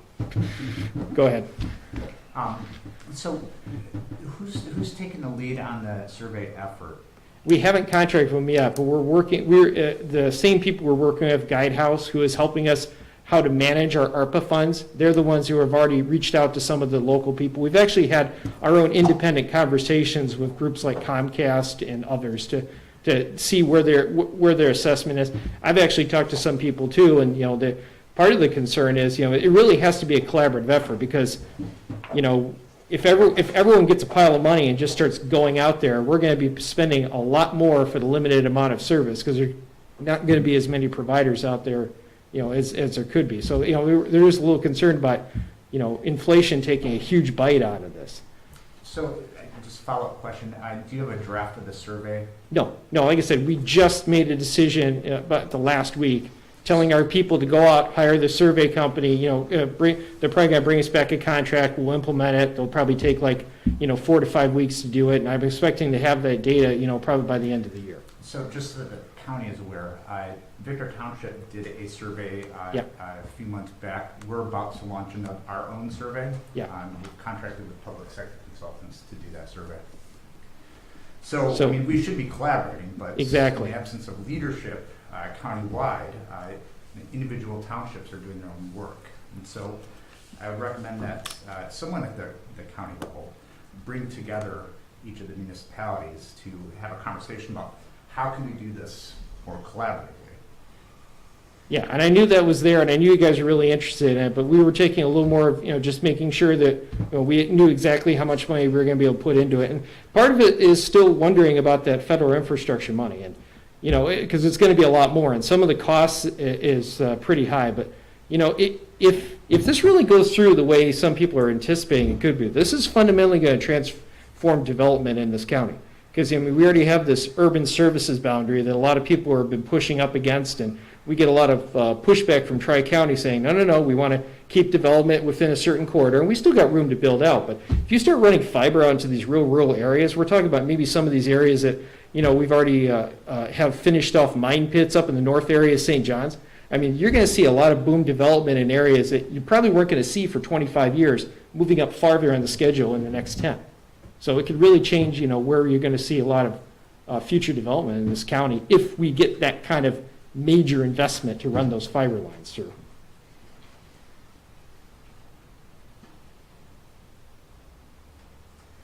Okay. I have one very quickly, which dovetails with Trustee Almarigi.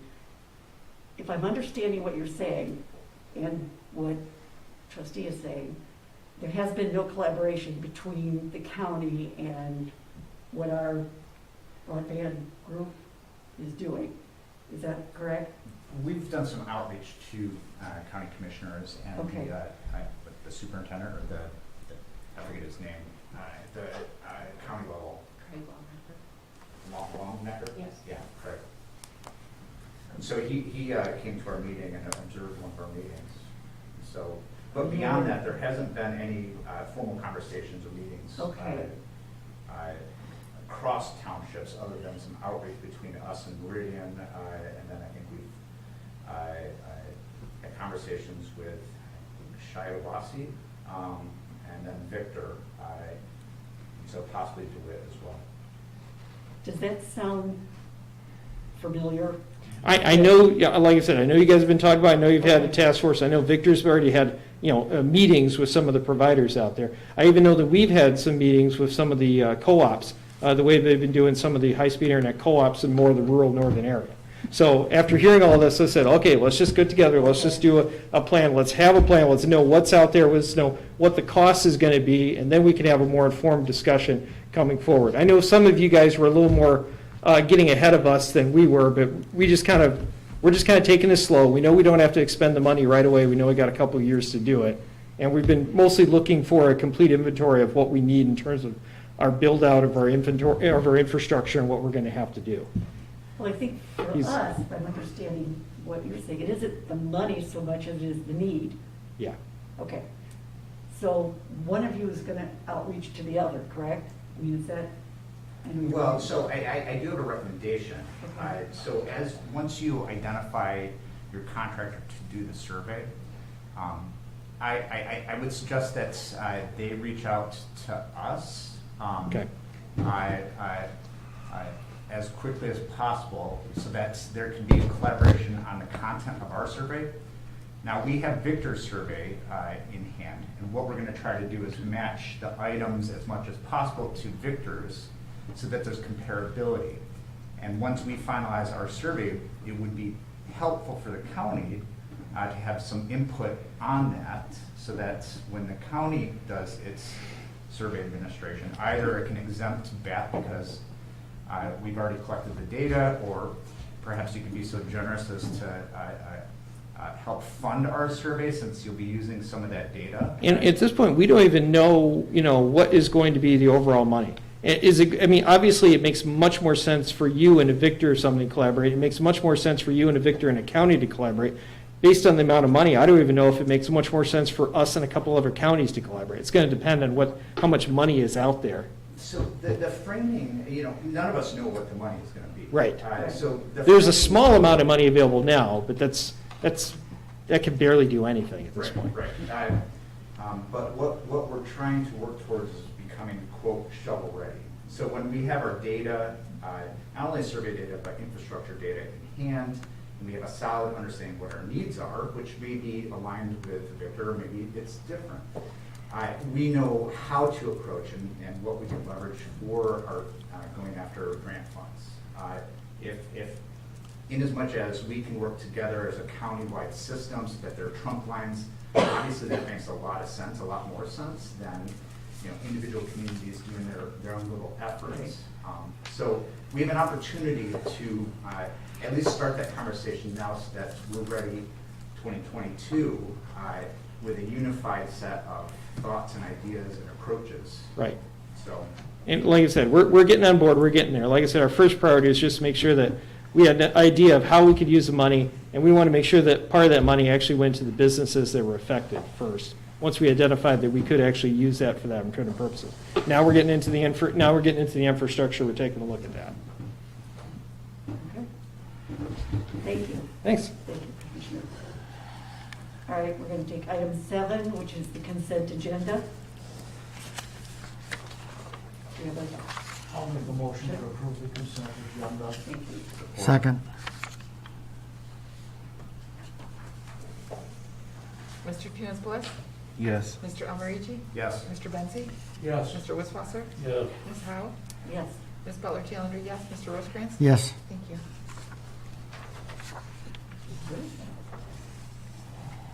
All right, item 8 on our agenda, which is the approval of the minutes.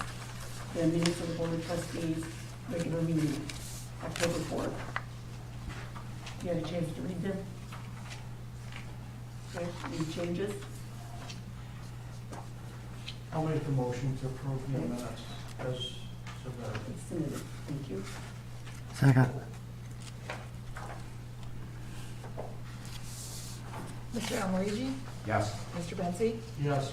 Mr. Wisswasser? Yes. Ms. Howe? Yes. Ms. Butler Challenger, yes. Mr. Rosecrans? Yes. Mr. Funes Bliss? Yes. Thank you.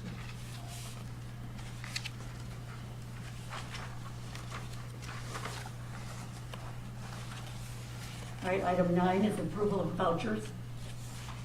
I'll make a motion to approve the vouchers as submitted. Second?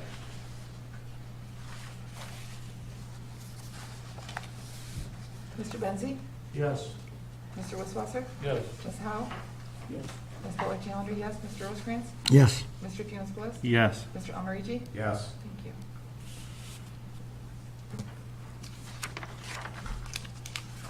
And item 10 is the treasurer report, which is in here.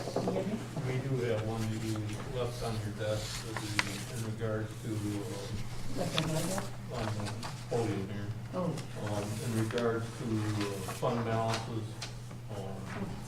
investment report, fund balances, we talked about that at the last budget Yep. workshop. However, it's not in the typical spreadsheet yet, that's just by word papers that I had from my Friday meeting when they reviewed me. So if you got any questions with them numbers, I can answer them. Well, that's all I have for you today. Other than your vouchers and of course your revenue expenditures and everything else that you guys have in the meetings you already got. okay. Did everyone get a copy of that? If you have one. That's the, no, I got, thank you. So, okay, well, there are no questions. That's all I got. Thank Unless you. somebody's got a question, I can cover you. Come up with something else. You make it up. No, probably got the answer, actually. All right, we have item 11, which is the committee appointments. That is mine, and it looks as if we have a number of people who had committees. So I'm asking that these be approved, and we can do them all at once or one at a time. It's up to you guys. Oh, thank you. These that you've included in the Yes. packet, they're your recommendations? Well, these are individuals that I contacted who wish to remain on their committees. Is that what you mean? The second part, is that what you're talking about, the Housing Commission? My recommendation, yes. So you're not recommending the other people? Yes, they're all, that's what this all is. All of them are recommended. Right. Yes, I'll make a motion to appoint Ray Severy to the Planning Commission with a term dated December 31st, 2024. I'll second that. okay, you want to take it one at a time then? Okay. Nope, that's good. Okay, so we have. an I'm amendment. sorry, term ending December of 2024? Yeah, 31/2024. Yeah, okay. thank Yeah. you. Okay, well, I was just gonna say, planning commission, always, they're there until you reappoint them, so, or until they are replaced, so that's good. So you're December 24th? Okay. And you're gonna, Joey, you gonna second that? I should second that. He did. No, you was just repeating. Oh, All right, Okay. Mr. Wisswasser? Yes. Ms. Howe? yes, Ms. Butler Challenger, yes. Mr. Rosecrans? yes. Mr. Funes Bliss? Yes. Mr. Almarigi? Yes. Mr. Bensy? Yes. Thanks. the next one is the Public Art Advisory Committee. It's a 3-year term. It's Pamela Timmons.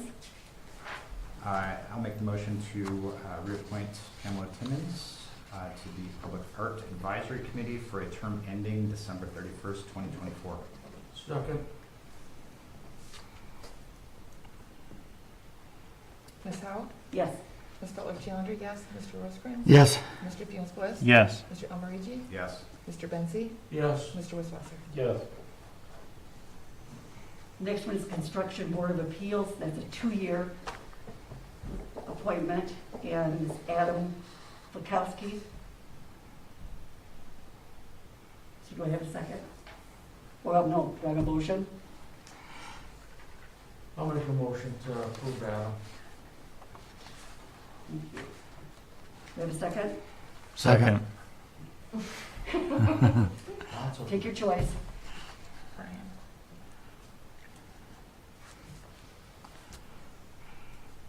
Ms. Butler Challenger, yes. Mr. Rosecrans? Yes. Mr. Funes Bliss? Yes. Mr. Almarigi? Yes. Mr. Benzi? Yes, Mr. Wisswasser? Yes. Ms. Howe? Yes. Senior Services Advisory Board, it's a 3-year term. Dennis Lardy. I'd like to nominate, put Dennis Lardy on to December 31st, 2024. Second. Mr. Rosecrans? Yes. Mr. Funes Bliss? Yes. Mr. Almarigi? Yes. Mr. Benzi? yes, Mr. Wisswasser? Yes. Ms. Howe? Yes. Ms. Butler Challenger, yes.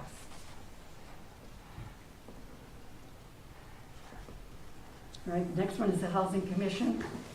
This one is a little different. Leo Gaglios, Gallegos. Gallegos, thank you, has stated that he would be more than willing to step in and hold this position until someone is appointed to it. So that's how he's kind of looking at this. So he's taking the term of Matthew Cosby, who will end December 31, 23. I'll make a motion to appoint Leo. Second.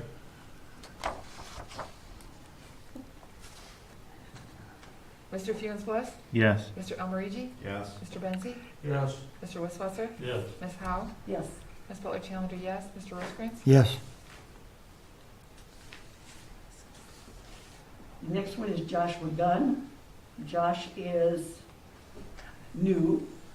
He cannot start until November. He's going to be taking Terry Wood's position.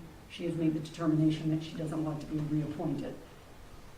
So her term ends December 31 of 21, and Josh, for his appointment, he will start in the middle of November so that he can kind of get a hold of what's happening. And then he'll start January 1. Are you asking for a 3-year appointment or a 5-year appointment? I'm That's a confused. good question. 5 years. It's 5 years Yes. by law, by statutory, it's a 5-year.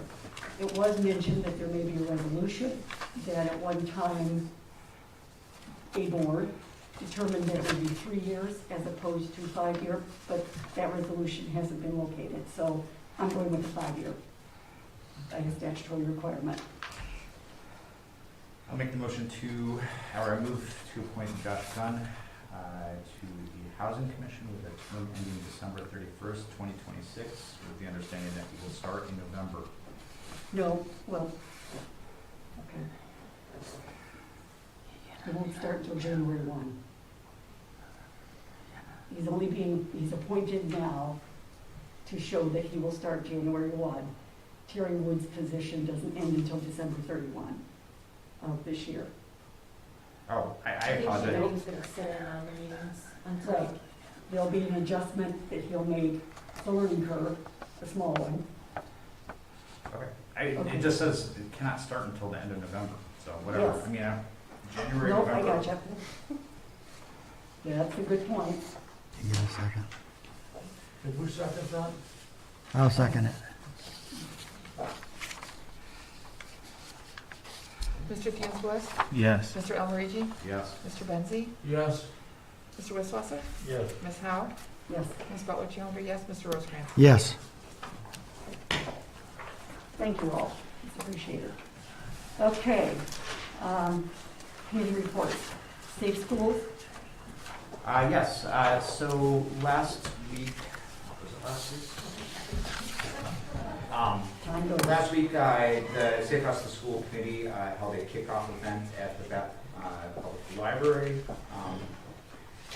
We did not have as much public participation, but we had phenomenal participation with Township staff. And so folks, we had police representation, we had our compliance officer attend, the supervisor, superintendent, deputy superintendent, and then the majority of committee members. And so it was a good opportunity to review the data that we had collected during the walking audit to have discussion about it. We had small group discussions. And then we did some prioritization of that information. So all that information is now being compiled by Michigan State University. They're going to do some additional work reviewing the states of the sidewalks, and they're going to come back to us with a set of recommendations that will follow our input. In the meantime, I have been contacted by Mark Trotter with Clinton County Road Commission to see if we can escalate the timing of that grant application so that we can align it with our 2023 TAP grant and Webster Road mill and fill. The reason that he's interested in that, and we are interested in that, is that we can combine some of the engineering costs and the design elements so that there's more of a unified look to the sidewalks that more than likely will occur along Webster Road. The TAP grant will address Webster Road because that's the nature of it. We've yet to find out where we'll land with the Safe Routes to School, the final set of recommendations. More than likely, there'll be more recommendations than can be handled by the Safe Routes to School, but it'll start our process for thinking about it. Main areas that have come up during discussion are the sidewalks on Webster Road along the elementary and middle schools, Main Streets. I believe later we'll talk about, I forget the name of the road, High and Walnut Streets. That has come up. Sidewalks along Clark and sidewalks along Slate to connect to Hunter's Crossing development. And so those all have been high points of the conversation. And so the Safe Routes Committee will meet again this week to debrief both the walking audit and the kickoff meeting, and then talk about next steps. How do we organize to continue the work? Next concrete steps will be doing some survey work with parents and students to get direct feedback from them on states of the sidewalk, how often they use it, and the like. And then we'll continue our outreach efforts.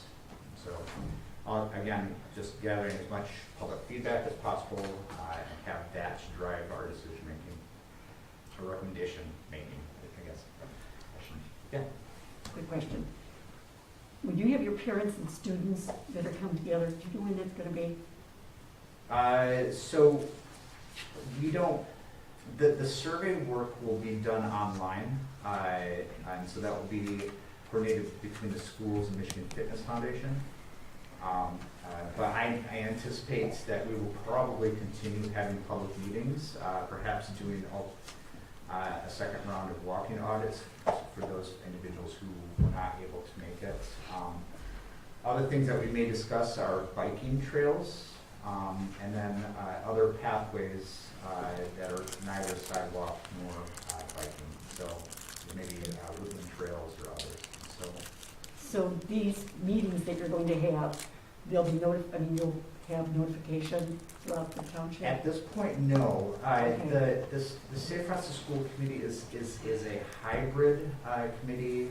It's not officially, well, I don't know if it's officially a township activity, because it is a partnership between the schools, the township, the library, Clinton County Road Commission, and Michigan State University, as well as Clinton County Road Commission. So there isn't really a single entity that is in charge of it. At this point, I'm the Safe Routes to School lead, but I'm looking to create co-chairs that will be led by community members.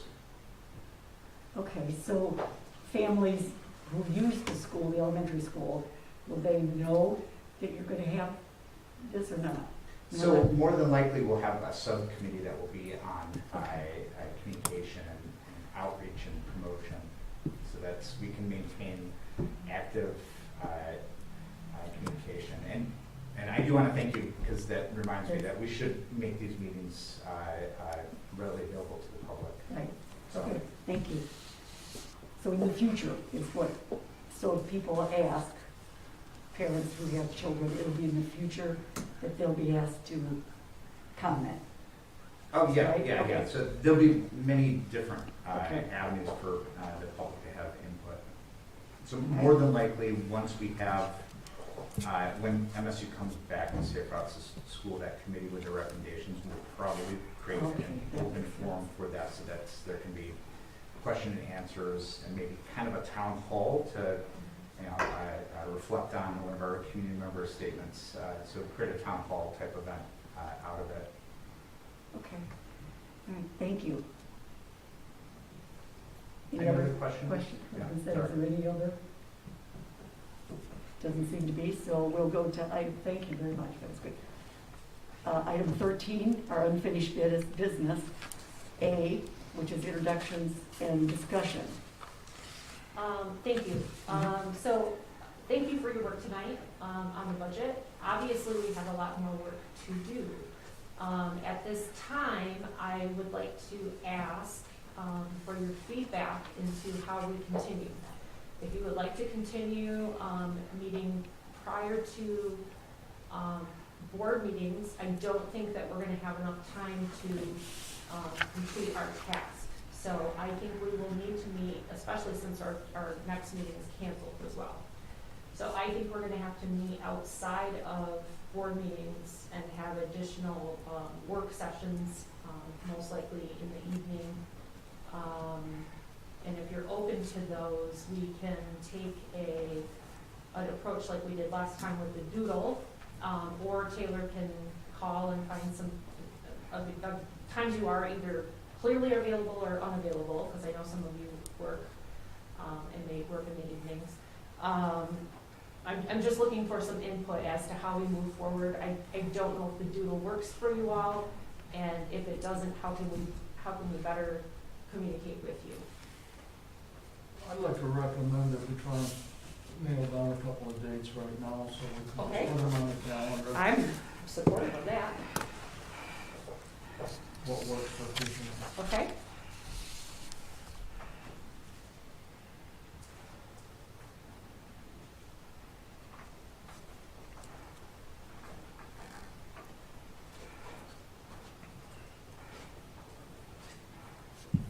So do we want to look at even potentially next week, the week of the 25th?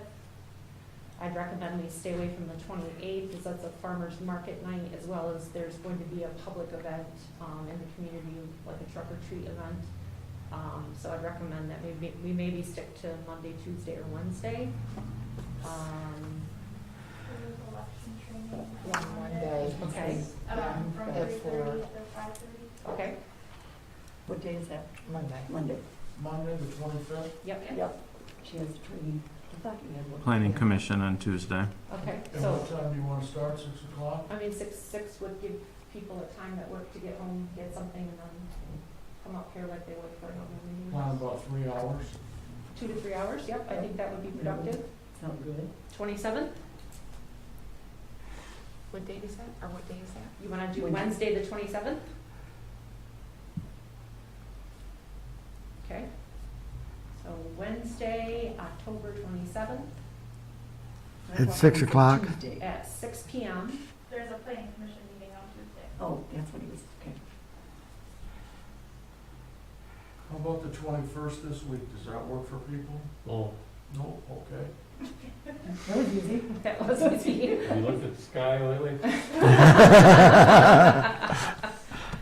No. Right, that takes you into the next week? So no, so that's the 27th. I don't know if anybody's willing to do a Friday. No? Okay, so that takes us into the beginning of November. Right.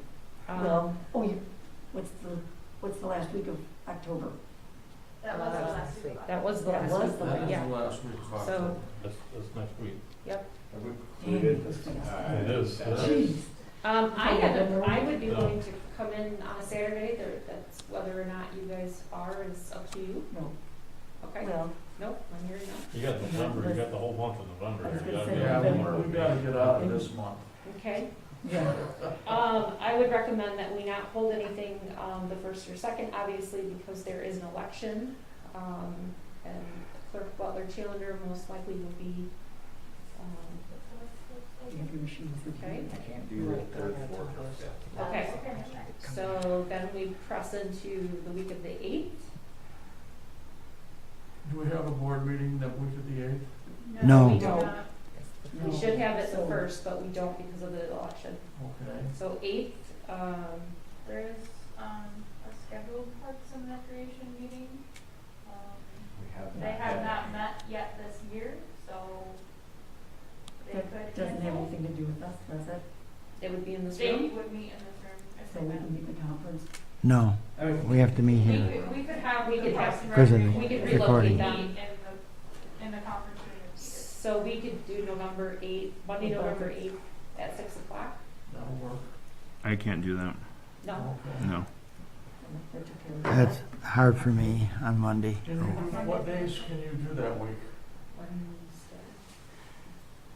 Are you, anybody available Wednesday the 10th? There's a Public committee art, meeting. which. Yeah, that's they what do, we and usually Jason- say, really busy with committees. I could skip that meeting in service of the budget. Okay. Wednesday the 10th. Wednesday the 10th? I have Wharton tickets that night. If I have to, I can get rid of You them, paid money for but those. I did pay money for You them. paid money for those. But if we need a date, we can go back. I can do both the 11th and 12th that week. The 11th is Veterans Day, Right. Township is closed. closed. What day is So, the 12th? Is that That's on a Friday. It's Friday. Okay. Want to do Friday, That the works. 12th? You're gonna have to start putting some days in here, because, yeah. We're running out of weeks. yeah, we gotta have this done by the The 12th? 1st Friday, of November December. 12th? Do you want to do 4 to 6? Yeah.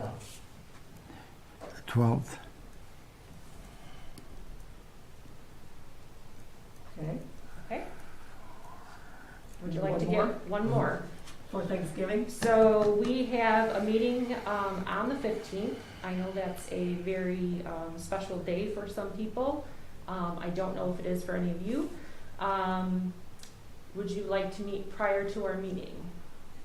Yes, it'd be the easiest. Okay. It works for me. Either we could do 4 to 6 or 5 to 6. Doug, on November 15th? Yes. I won't be here that whole week. Okay. We're not allowed to take the time off. I'm gonna take a week off. one year. I haven't taken a week off this year. Travel north, I hope. 22nd. Beautiful. Okay, so the week of the 22nd, November 22nd, 23rd is Planning Commission. No? Yes. 23rd is planning commission, 26th. I don't like there are it either. I mean, that's not, you gotta. 22nd, No, you need to be here. You do need to be here. November 22nd, Okay. Yeah, we can do that. I can do that. What day is Okay, that that's on? good. Monday. It's Monday the Monday. 22nd. 6 o'clock. You want 4 to 6 or 6, 6 to 9? What's, what's your pleasure on time? 6? 4 to 6. 4 to 6, okay. All right, that's 3. Are we That's a good- satisfied with 3? that should take, That especially leaves with 103 you- hours. Taylor, what's our December meeting schedule look like? What were our regular board meetings, what's the It'll be fall? the- It'll be the 6th and the 6th and 20th. 20th. 6th and the 20th, and we need to have it done before the 15th. Correct. We can do it on, we can do it on the 20th, but it needs to be Yeah. ratified on the 20th. Yes. If you have any You should- changes, you should have it done before that. This is- Additionally, you can do that. Public hearing needs to occur before the Yeah. 15th. Why don't we go with these 3, 3, Okay, and then we'll see where we're at. I appreciate that. because Yeah. one gives you 3 hours, which is Mhm. Wednesday, right? Which Wednesday? Wednesday, the 27th? 27th? 7. Yep. And it's 3 hours. Can I ask a question, is it appropriate if I ask a question about this? Sure. You Or- should. Yes, you may ask or- a question. I take it that the board at some point in time after you nail down your operations, you're gonna have a serious discussion about the CIP, correct? That's correct. Is that before That you're you're gonna voting on the budget? do that Or before after? you vote on the budget. You should Okay. have that done sometime. I would think you should start that, 'cause if you're gonna do 3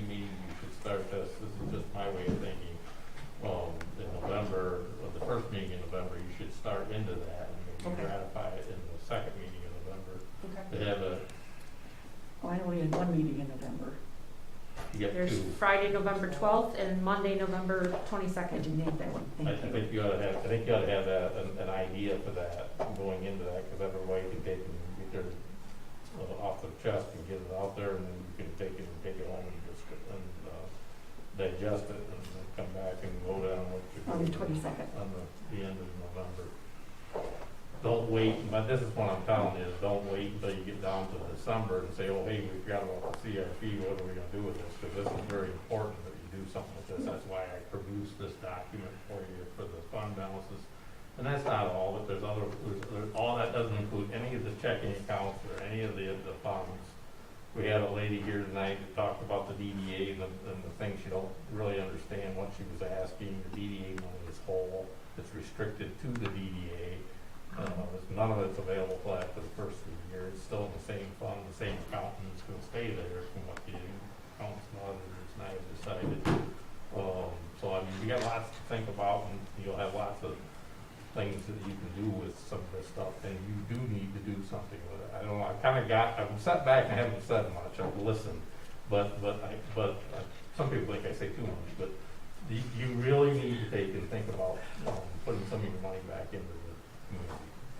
I didn't really understand what a couple of board members said, and I had a chance to talk with Mr. Omarigi the night after the meeting, and my terminology of investments and what is, and maybe, I'm not gonna speak for Ryan, but maybe what Ryan referred to at a meeting about investments in the community wasn't the same. I think about bank investments, I don't think about what kind of investments you guys think about, because that's my life, you know, that's what I deal with. And you're in a good place here. You guys are in great shape. It's the best I've ever seen in all the years I've ever did this. The superintendent and I talk about this on a daily basis. So you need to take and figure this out. You need to work together as a group and agree to disagree on whatever each other's project is, but you need to do something. And you don't want to wait till the last minute to do it. You want to do it here in November. So I want to add something to that. Based on the numbers the treasurer Wishwasher has provided, this won't be the first time, this will probably be the first time we take a serious look at the CIP programs. But it's not gonna be the only time. We're gonna be in a position to budget for CIP for multiple years now. That's correct. So we have to keep that in mind, because this is more than a one-year investment. It's a multi-year investment. Okay? So that's all I want to say this evening. I've been rather quiet on this issue also. Trustee Omarigi. I've not been quiet on this issue, and I still will be noisy about it. So, you know, these discussions should be informed by a comprehensive plan. And I'm looking at, we're gonna have a conversation about a comprehensive plan, but we're not gonna see it. The earliest that we will see the comprehensive plan is November 15th. And I'm wondering if there's an opportunity for the current draft of the comprehensive plan to go out earlier, so Yes. that we can study it, so that when we have conversations about not only the 2022 budget, but about the continuous improvement plan, that we can make educated decisions based on what our long-term vision is for our community. But I do wonder if our first conversation about the comprehensive plan is November 15th, how much time does that really give us to have a deep conversation about the CIP within the 2022 budget's timeline? Because that gives us 30 days, right? Between Essentially, yep. yeah, between the introduction of the comprehensive Yeah. plan and when we have to have a vote on the 2022 budget. I can make it available as soon as I mean, I can make it available now, it's in draft format, but I can make it available as soon as the planning commission. They have their public hearing on Tuesday, and they should approve it immediately after. So it would be available after Tuesday night. Does it make, I'm just gonna throw this out here, does it make sense to co-opt the next planning, not the next planning commission meeting, but the one after it, to have a combined meeting? for discussion over the comprehensive plan? Well, that's what we were gonna, but part of what we were gonna ask is how. Oh, I'm sorry. Yeah. We'll discuss it at that point, sorry. I'm jumping the gun. Was how you wanted that brought to you. I want to put you a little bit at ease here. There are people sitting at this table that are involved in a lot of comprehensive plans in Bath Township. You're one of them, I'm one of them, Brian's one of them. Al, I was gonna say, you many, said planning many commission. years. So we won't be recommending any investments in the township, they're not part of the comprehensive plan. Okay? That just won't be happening. If you take a look at the list of what's been recommended and what's available, they're part of the comprehensive plan, in most cases.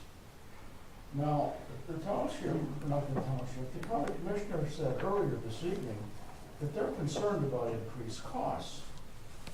Ellen and I were at a road commission meeting where they said the price of aggregate is gonna go up at least 8 to 10%. And then he dropped the big number, 30%. That number, folks, is huge. On $1 million, that's $300,000 that your money won't buy next year that it bought last year.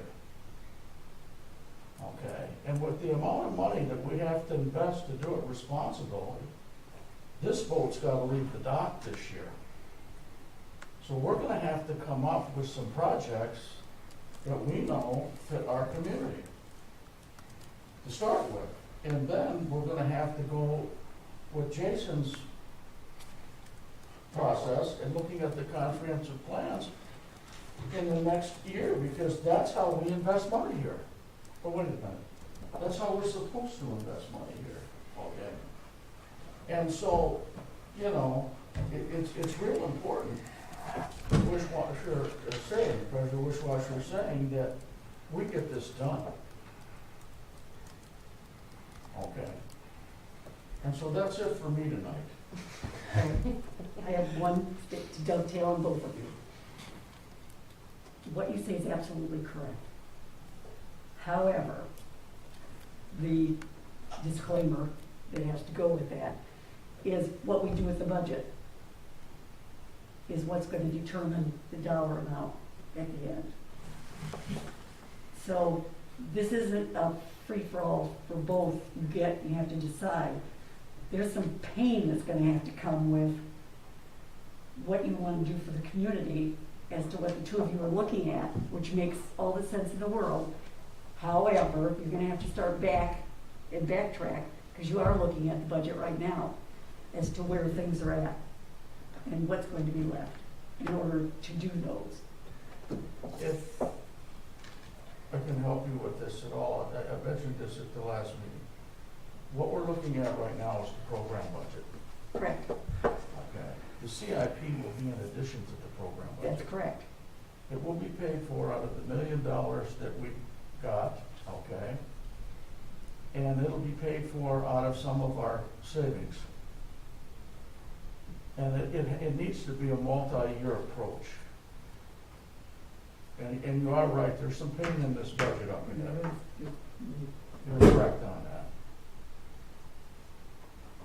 Just a point of clarification, the current process is for budgets to be informed by the capital improvement plan as well as the administration of the township services and programs and et cetera.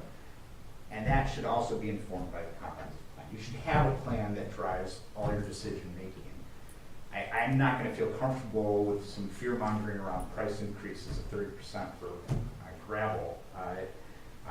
Where we make bad decisions is without a plan behind us.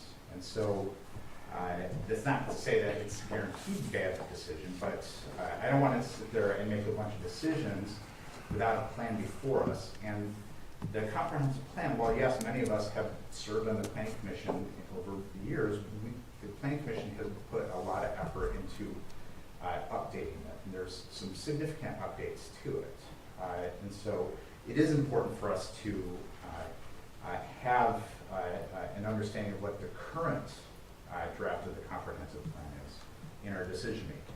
I don't think it's going to wildly change how we make decisions, but it may help us prioritize when it comes down to it, when we all have conversations about all the different projects that we feel are important, and we quickly realize we don't have enough money to cover them all. Right. We can make some prioritization based on the comprehensive plan, not All right. based on price increases. Hurry.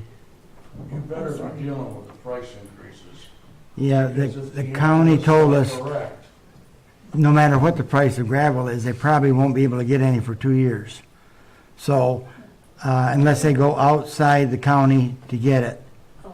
they don't figure they'll have any. They had to beg for the gravel we got this year. But I mean, I don't think gravel is the highest priority of our township. I think we've got If a you lot drive of- Peacock Road and some of these other roads out in the country, you'll wish you had gravel on them. I think I'm the only person on this board that actually lives on a gravel road, so I'm pretty familiar with what gravel. I live on a gravel road. All right, well, so two of us are. So, I mean, we're familiar with how important The holes it and the is. flushing of the way and. But, and I do believe it's important, but I don't know how important it is relative to the other things that we're gonna discuss as part of the capital improvement plan. And so, that's where I stand. okay, I'll tell you where I stand. I don't think this board's gonna have trouble offloading $1.5 million this year to the CIP plan on projects that have been approved by the planning commission in the past. Because they'll be fairly evident as to what we should do. I don't think we'll have any problem with that at all. We are not going to be able to fund everything. You need to understand that. Okay, but we do need to get involved in the responsible spend down, That's, okay? what's the percentage that we have with SCUBA? I mean, bonding, we know we do that, But that's a whole different world, That's a different world. because it's a different fund. okay? They're talking about, when I'm hearing them talk about, so they're talking about the general fund, the CIP plan within the general fund. The only thing that's in the CIP plan with SCUMA would be our sewer fund. Okay, And traditionally, our township has always funded our sewer from sewer funds. We don't fund it from the general fund. no, I understand that. And so it's money that will come from either a bonding process, which Superintendent Hildebrand and I are working on, or it'll be from user fees, or it'll be from, well, what my hope would be from new construction and tap fees for projects that would fund their own existence.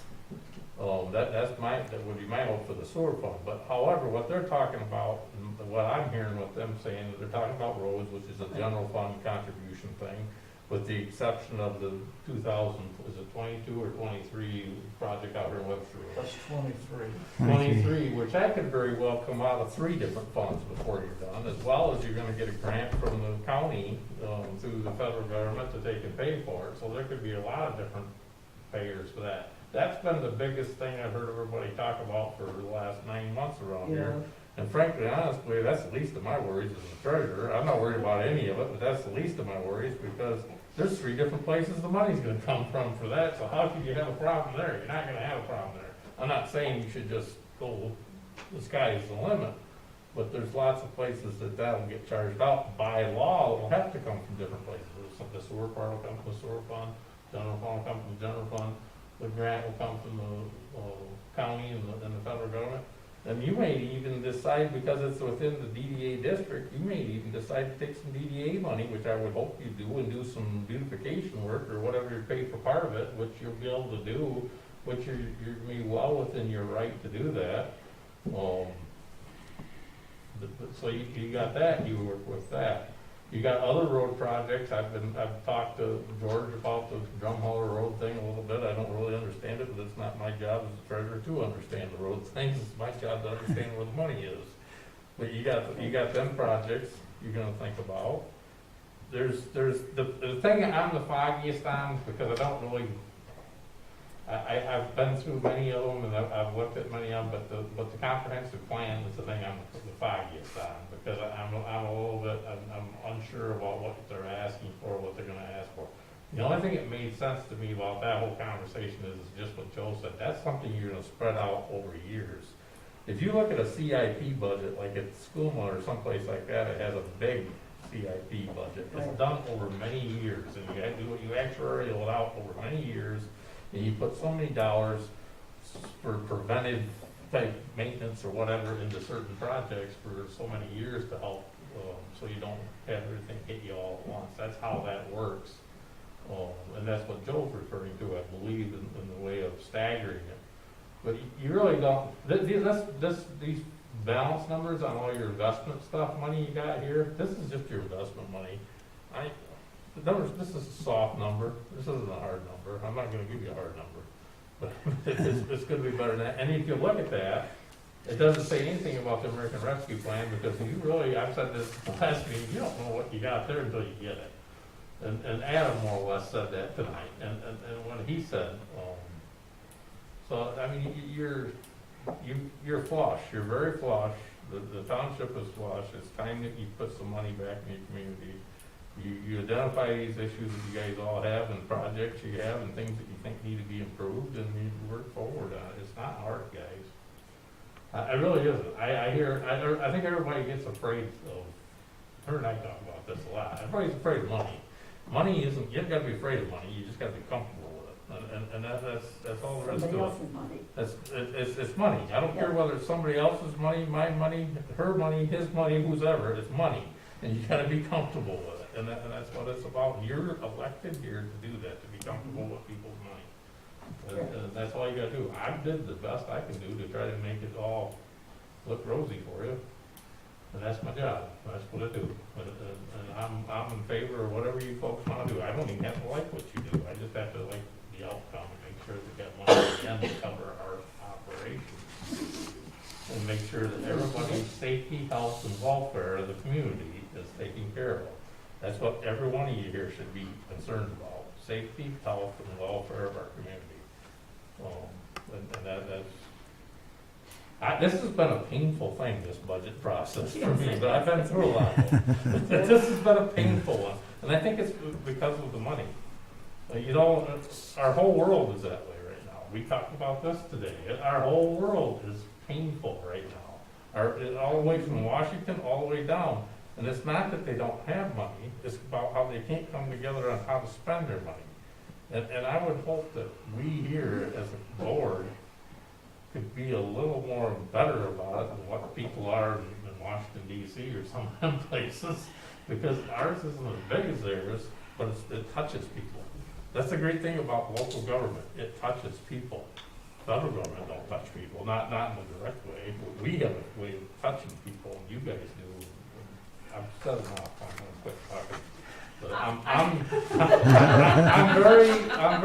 very supportive of whatever you wanna do with your fund balance and your CIP. And I think you need to do something, because you're elected, you got the money.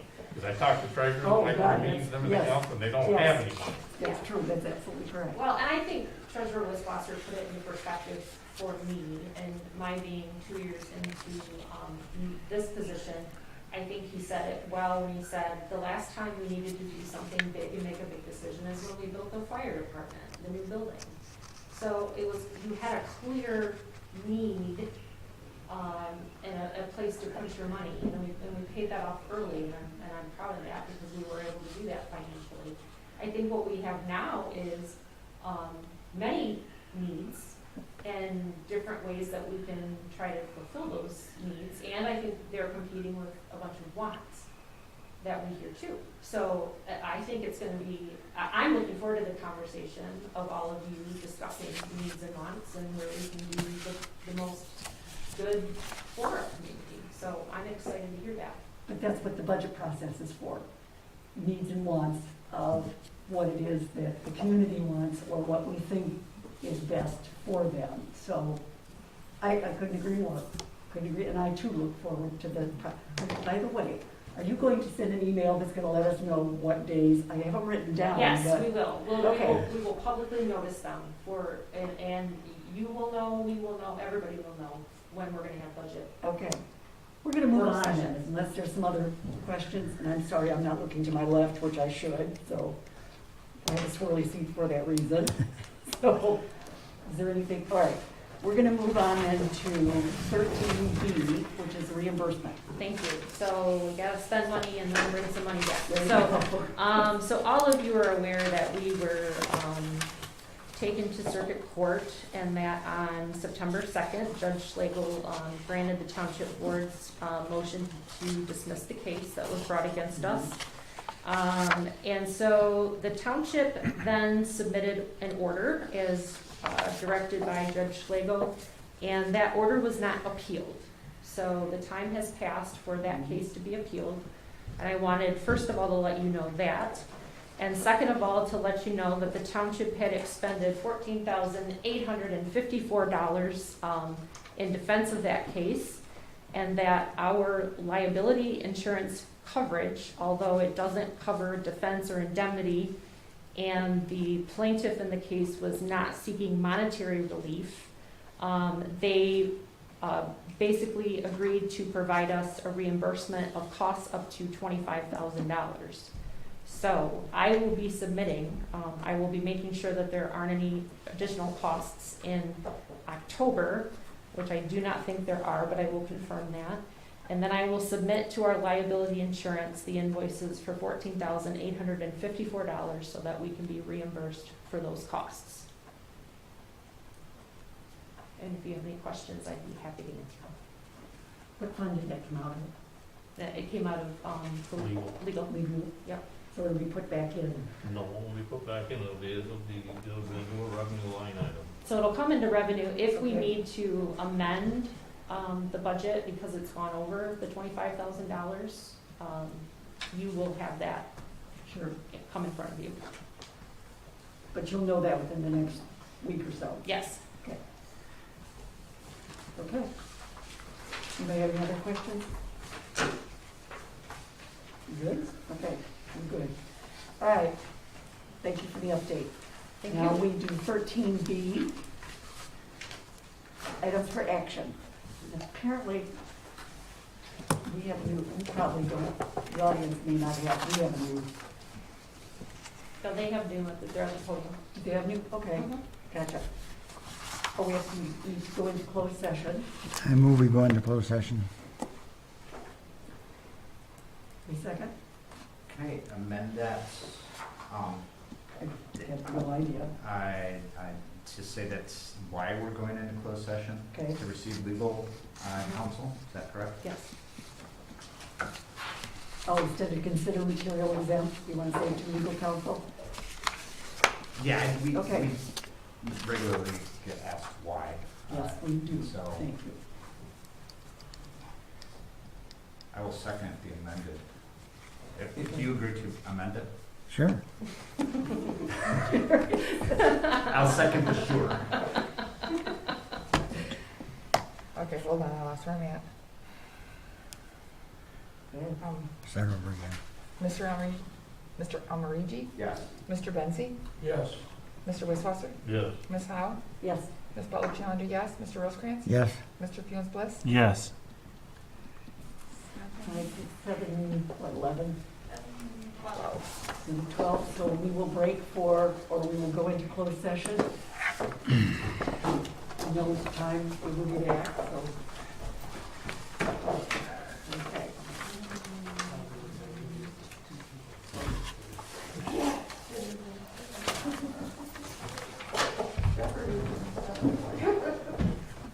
Time to do the hammer band. Okay, we gotta get by with number 2. Thank you. Careful. I know, I don't quite.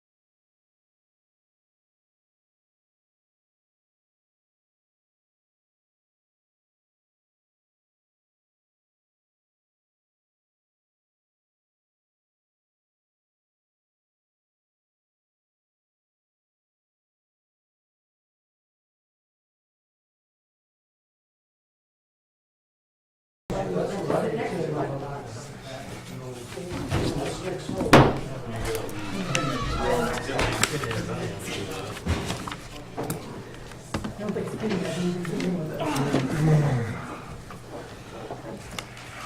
right, we'll come back into session. Closed meeting is done, so You need a, but we're gonna need to have a vote, so, but, I moved to, go back to open session? yes. Well, no, we closed Yeah. session, we still need to vote. I don't think, do we vote in an open session? We have to you have to reopen vote it. back into. All right, then I'm gonna do my hammer again, so you guys know. There, we're still in closed session, but we have to have a vote.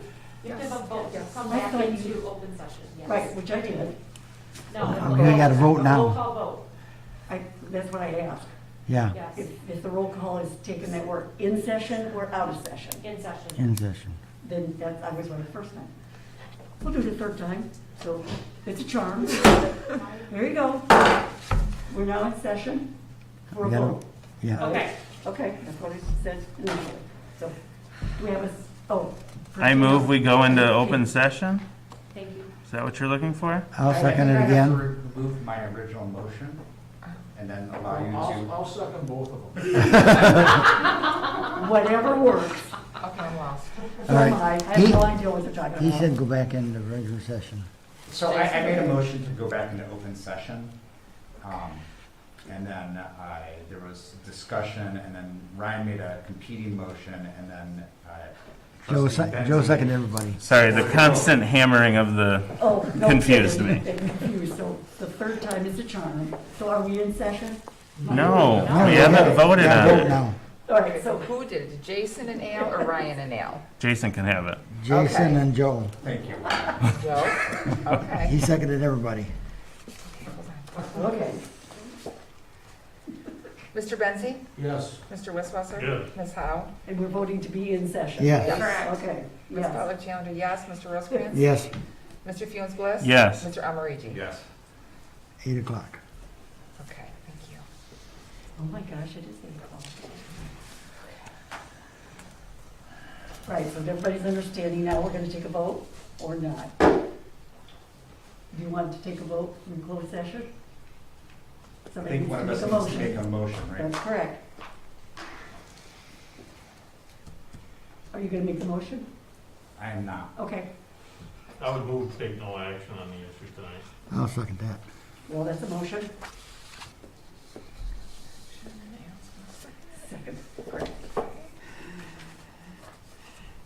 Mr. Wisswasser? Yes.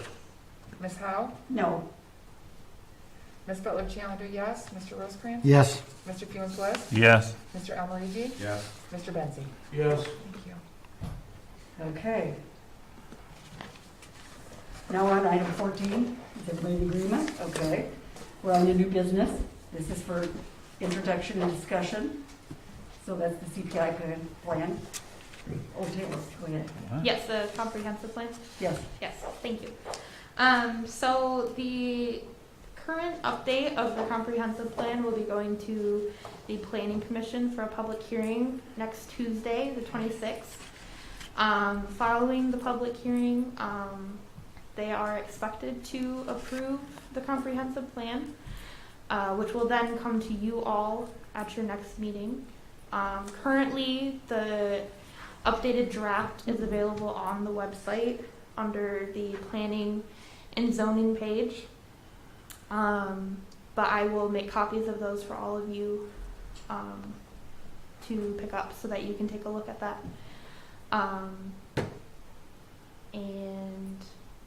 Basically, I'm looking for guidance on how you all would like to have that brought to you. If you would like to have a presentation done by perhaps the chair of the planning commission or the planner, or if you would just like to have it brought to you and then have somebody available for questions, whatever your pleasure is. You're gonna get us a copy? Yes. When do we get the copy? After the planning commission. So it's not this week? There's a draft that's available on the website right now. Okay, I can print that for you all okay, tomorrow if you would like. They may make changes to it sure. on Tuesday. They may not. They may approve it the way it is based on whatever public input they get on Tuesday. Okay, so, but we get the copy And then if there are changes, Then I would provide you with another copy of the updated I want to plan. well, trustee Almery, you was first, then, So, I mean, having seen drafts, pre-drafts of the draft. Sure. I do want to say that I just want to commend you, Taylor, for the leadership in the new format and the graphics. It is a much more community-friendly document. Thank you. It looks great. A couple of things that I think due to the pandemic primarily that we've really missed out on, as well as timing related to the census.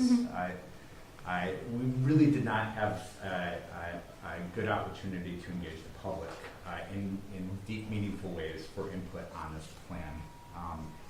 And part of that, again, is the pandemic. I think part of it is we had some transition in our planning staff.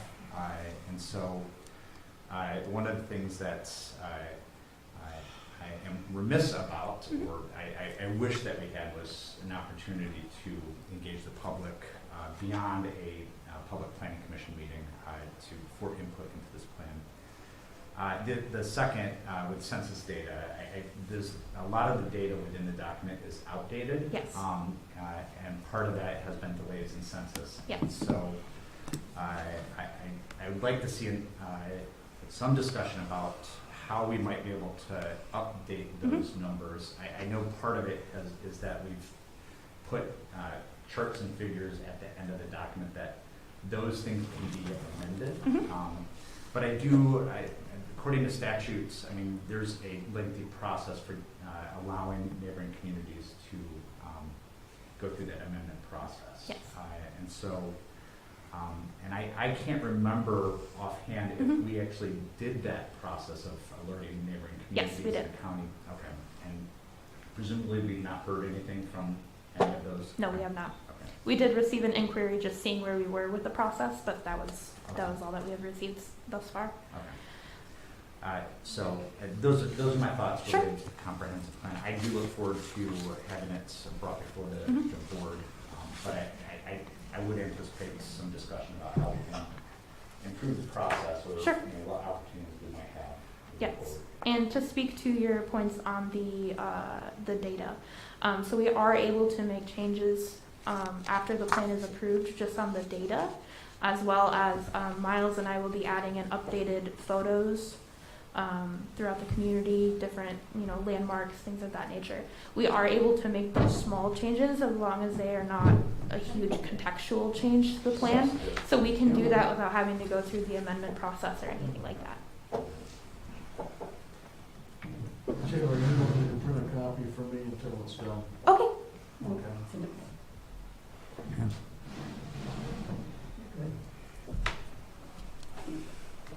we're just playing. Okay. All right, was there any other questions? Madam Chairman, did you miss item A here, staff appointment recommendations? Well, that's the No. that's the previous agenda. Okay, You don't want the updated one because, I got the wrong page. No, that's all right. Okay. good. I'll look at Jason's. All right, any other? If you have no thoughts, I mean, she'll Yeah, I determine can- how it's I brought, can Right. determine how it's brought to you based on but you will be asked how to. the planner and I feel that it would be best presented to you all, unless you all have any. But you will be asked to do more than accept it, you will be Yes. asked to approve it. Yes. Right. So that's No, why. that's why I I'm asked asking. for the copy of the draft. Yes. And then anything that they change, if they do change it. Yes. Which I've seen it, I don't think they will, but I would like a copy of the draft. Yes, I can provide that to you. Okay. I would think he should be the one to come and present it to us. I'm sorry. I think that he should be the one to come and present it to us. Who? Miles or Miles. Dan? Okay. Miles has been a very little part of Yes. drafting it, which is why. So who's the other one? Dan Kramer Dan is the Kramer. chair. Oh, then have Dan. Have Yeah, Dan? he's always Okay. been through the whole thing. Yes, I can do that. Yeah. And then Or we Miles could would of have- course still be here for other Miles, questions. I'm man not has insinuating too. Miles couldn't do it, but Miles hasn't been part of it. Yeah, okay, Yeah. then have Kramer come and, Good point. Okay, items for action, are we, now, before I get there, are we okay? Yes, thank you. Okay, thank you, Jill. We're going to be at 14B, which is items for actions. This is the request for a stop sign. Thank you. I would invite, if no one has any opposition, I have the chair of the road committee with us tonight, George Baker. I believe that he has some additional information that would add to this, to the memo that I drafted. I indicated that a resident of High Street had requested we add the stop signs, making it a four-way stop. And I believe that there's been more activity surrounding this than just the one resident that reached out that I was aware of. So if you are inclined to hear from Mr. Baker, I would invite him to the podium. Didn't know that's a formal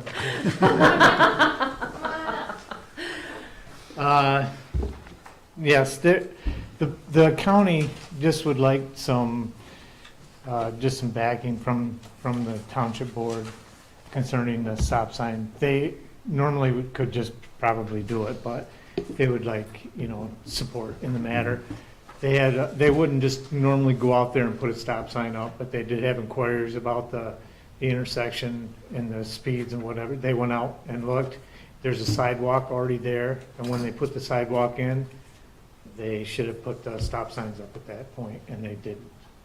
So that's why it come before you. Basically, it's just like your support in putting them up. It is a cost to us, Yes. So only a comment. Minimal, $432.85. yes. Long overdue. So I was very pleased to see it. Yeah, even when we had the, Money well spent. the meetings with Jason's, he chairs there, Safe Routes to School, there's comments at that time also about that intersection that he alluded to earlier in the conversation. But that's essentially what they're asking, is just support for that. All right, any other questions or statements? Okay, take a vote. Good. I'm sorry. Please, go ahead. Hang on with the vote. I do have a question for our road committee chair. Does it make sense to paint crosswalk stripes at that sidewalk to add further safety to that intersection? I would probably defer to the county. I mean, to me, it makes sense, but, it makes sense to have it over by the school and over on Clark Road and et cetera, across from the township where people cross. But, it's a safety concern. I know that they'll be redoing the roads at some point, whether we okay budgets for next year, the next year after that, but that would be probably a county question. I certainly think that if you, as a board, were to approve this, that when I notified Mr. Trotter of our approval, that we could pass along that request if it's appropriate. Absolutely. Yeah, I think so. I mean, there's a lot of concern about the speed along that road, and having appropriate signage. I think adding a stop sign is a huge step to what we use, calm the traffic in that area. But I mean, there are students that walk that way, and so if we're looking at a minimal expense here of less than $500. If we can throw another couple hundred in to add additional safety to that thoroughfare, then I want to see that opportunity, especially since they're already going to be painting Webster Road. And so if they're going to be out, if those crews are going to be out there, it may be make sense to do that. Right. Yep.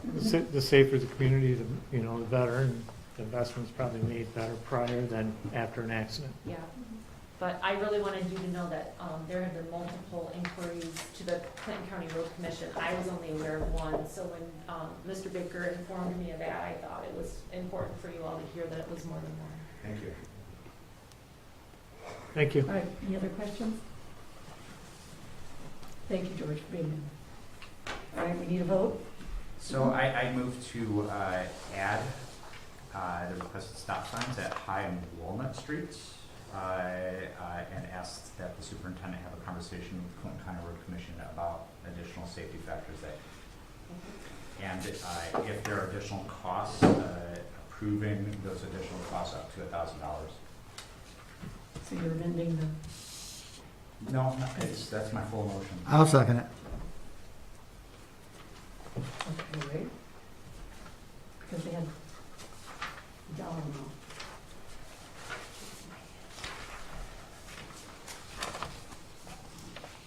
Yeah, 432 plus an additional 1,000 contingency for additional safety if they make sense or are recommended by the So it's Clinton County Road amending, Commission. okay.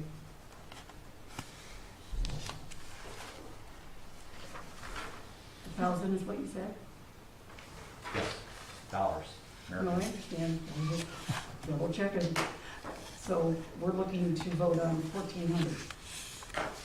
$1,432.25. Yes, and if we Okay. don't spend all 1,400, that will go back to the general fund. And if there's more, we'll have to If there's more, then you'll have to come back. come back.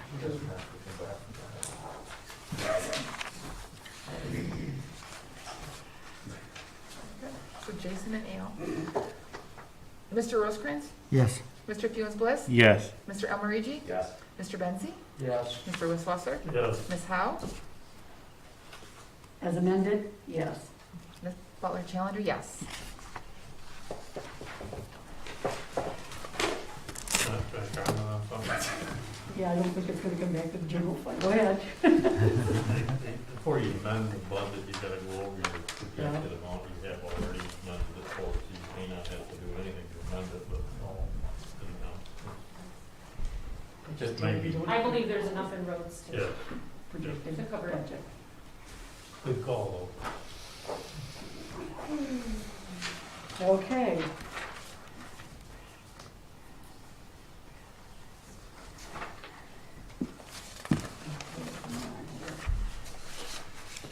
All right. We're going to go to 14BB. Thank you.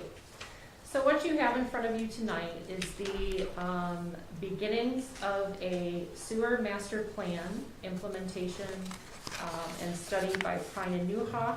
This was developed by Mark Pine.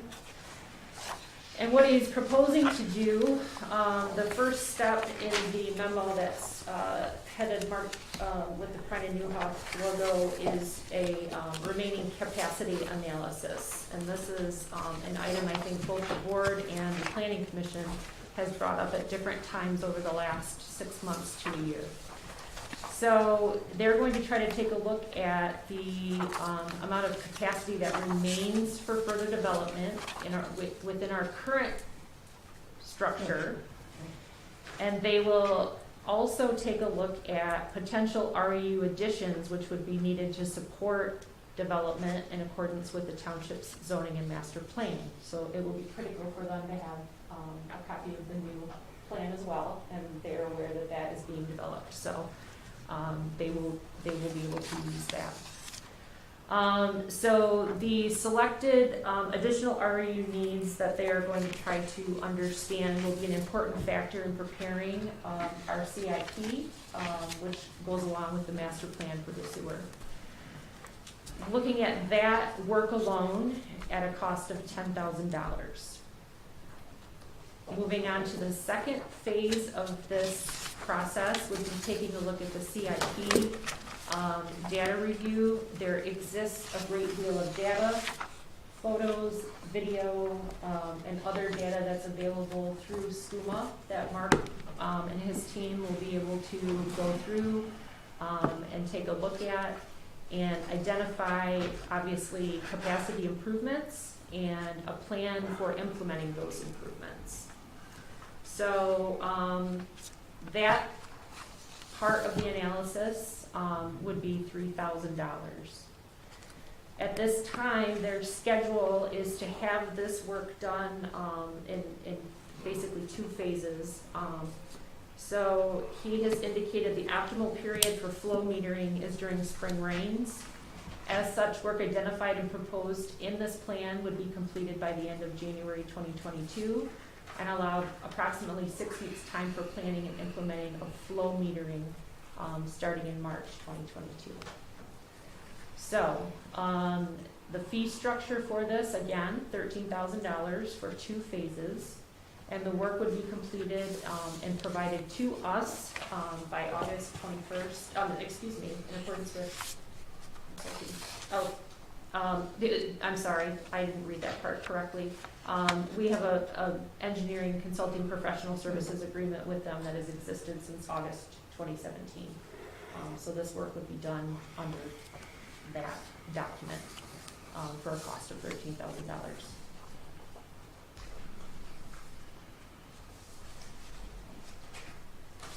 So this is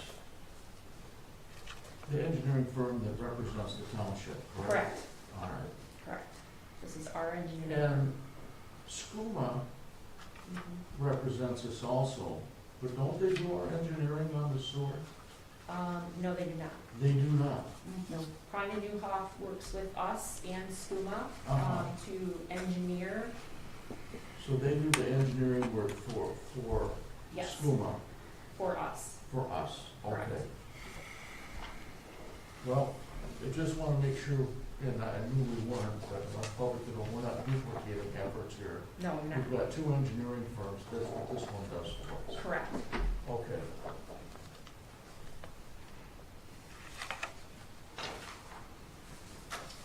That was a comment. Go right ahead. This is paid for out of the township's sewer fund. It's not paid for out of your school budget. We're doing this for the benefit of the township, paid for by the township. The school budget is not effective here now. This is what we do. And we currently have the funds to do this under professional and We have budgeted funds. contracted to cover professional this services. for this year. But it's critical. We've not done a sewer master plan and capital improvements plan for the sewer in the time that I have been here. It's been quite a few years. And this would give us a roadmap of what we need to pay attention to and what we need to improve, what we need to maintain, so that in my hopes we don't have a catastrophic failure that we've had in several other past years. So our engineer then make this determination of $13,000. Will it be shared with SCUMA? So that they, I mean, that's what it Yes. should be shared, okay. Because SCUMA, in a sense, would do the work outlined in the capital improvement plan. So it would be engineered by our engineers, but Okay. SCUMA would be responsible for completing the work According to our Ours. schedule. that's, well, our engineers. Mm-hmm. Okay. But our schedule too. If we identify Right. that there are, 3 things that need to be done in, let's say, 2023, we would work with SCUMA to have those things occur in 2023. Yeah, so basically what we're doing is a CYA, we're covering, yeah, Yeah. I don't say the last word, but we're Yeah. covering what we We're need to covered, do. yes. Okay, that's, Because at this time, the data that we have, we're unsure what Right. we need to do and which direction we should approach first, so, okay. Karen, I have a question. sure. No, No, go right ahead, Treasurer, you can do that. the only thing is on item 6 on the CCIP analysis, on page 46, it talks about financial planning and rate adjustments that desired. Are they gonna work with our Baker Tilly? They already are. thing? Yes, And they so are. we're gonna utilize that Yes, information to this- help us. That is correct. This work is going to feed Baker Tilly with information on what we need to do in the next, 5 to 10 years. In addition to the additional capacity we're looking at SCUMA, and in addition to the work that we're doing to improve the SCUMA facility that we'll benefit from. We always talk about this $4 to $4.5 million. This will give Baker Tilly an idea of what we need to do here at home to make sure that our sewer structure infrastructure is sound. And then on bullet point 7 down below that talks about public communication and education is desired. Who are we communicating with and who are we educating? So if it was found that we in fact needed a rate increase, much like the one that had to occur back in 2016, I think it was like $10 or $20, Prine and Newhoff would assist us, as would Baker Tilly, in helping our residents understand why the work needs to be done, why it's important, and why it's being raised. And it would also help people understand, I know there's a lot of concern about low flow toilets, there's a lot of complaining, and people don't tend to like some of the lower flow implements in their houses, but there's an all-around education process that takes place, and SCUMA does some of that, but it's critical that our residents understand that they not dump grease down their drains and different things, and what can occur because of that. Does an engineering firm have the marketing expertise to do that? They actually do. They do? It's actually really impressive. Well, good. Right, is there any more questions? I was impressed with those.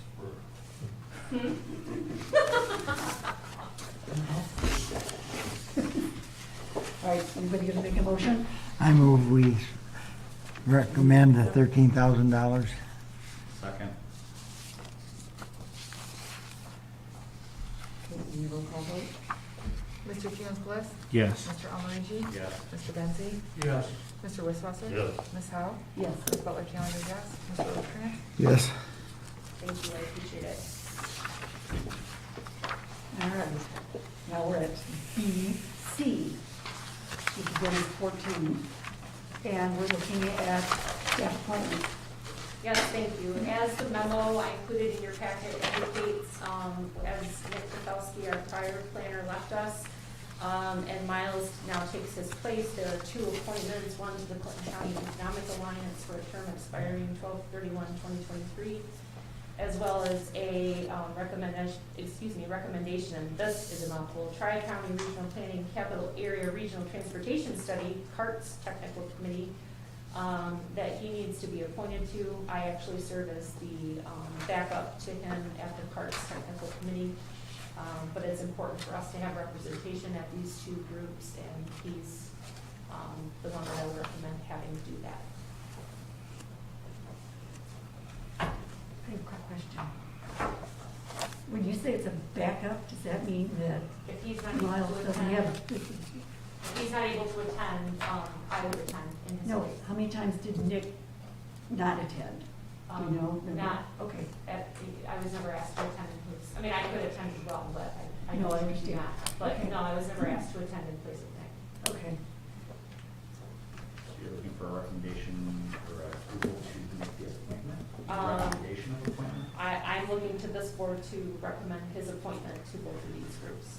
I'll make that motion. I'll Are you second gonna do it. it together? Yes. Both of them? Okay. Thank you. Well, she can't do. Yep, that's fine. Okay. And I think And Al? Al, second. All right, need a record roll call?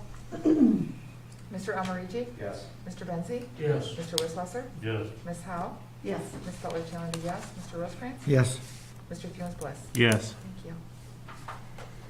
Thank you for those as well.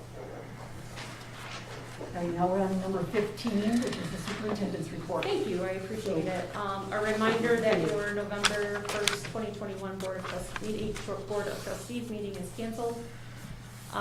It has come to my attention that some road projects have been forwarded from the Clinton County Road Commission warranting a meeting by our road committee. We will be looking to schedule that probably in the next couple of weeks, so that, next week? Okay, thank you, next week, so that they can meet and that information can be forwarded to you for your consideration in the budget, as the roads are contained within the DPW budget department and are aligned in that as well. So having a better idea of what it is that we'd like to work on next year is a good idea. I have placed $400,000, which is the amount that we spent, we budgeted for this fiscal year, as a placeholder for next fiscal year. But having them undertake that work would be very beneficial for all of you to know going into that process. Go ahead, please. No, you go ahead. 400,000 you allocated for the 2021 budget, Yep, but they didn't spend it. So, we're still spending it. okay, so then it's a new 400,000 in 2022. Correct. Okay, Yep. and if you don't spend, Yes, is there a it fund goes back to balance? the general fund. Yes, it does. Because I thought you said it was a general Yep, fund. it does. Thank you.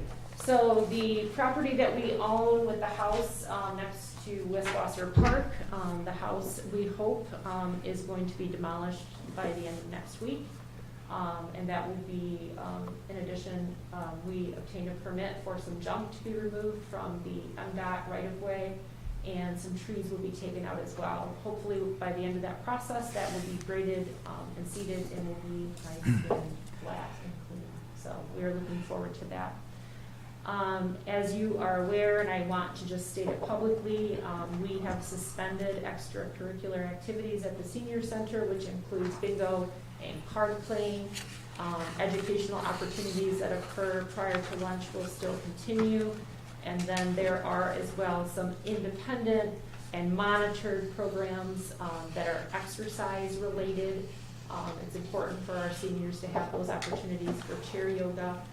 But they have an instructor that is on site who is doing COVID tracing and collecting information from the participants.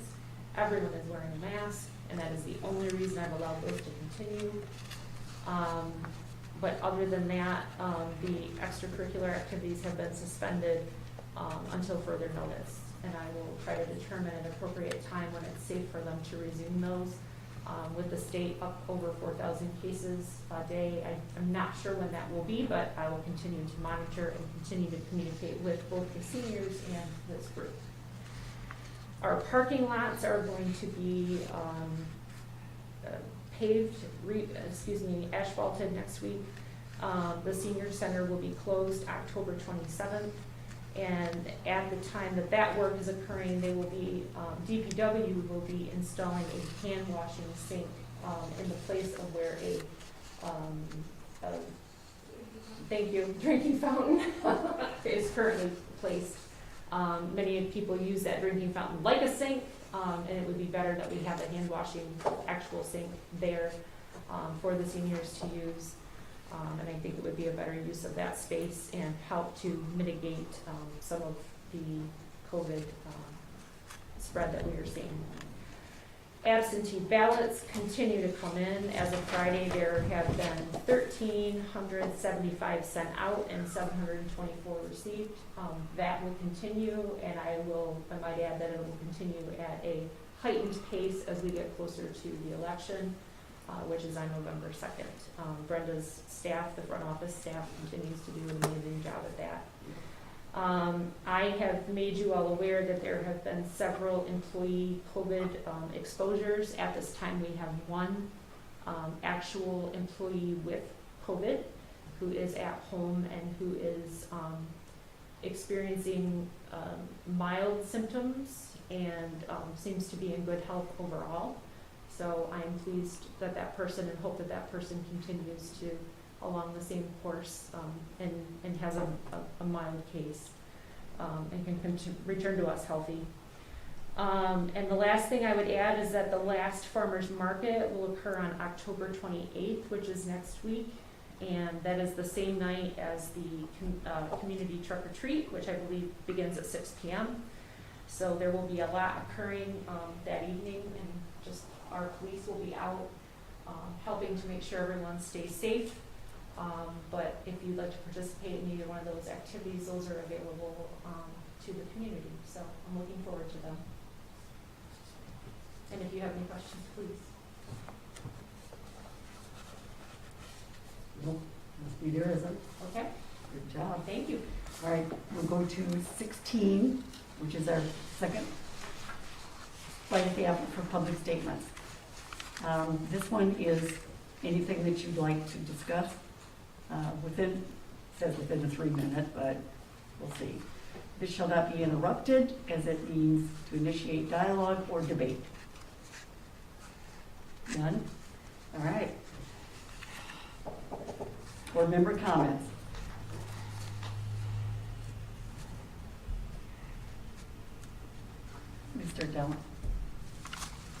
Nothing for me. None? Okay. A good meeting. Nothing for me. And I don't know if I caught what Karen said. I just want to make sure that the next board meeting on November 1st is canceled Yeah. because the election will be on November 2nd. Correct. Okay. All right. Thank you for coming. Thank you for staying.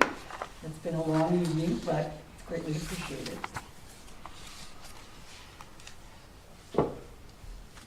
Trustee Wisswasser, do you have any comments? No, I'm just, not the trustee, I'm the treasurer.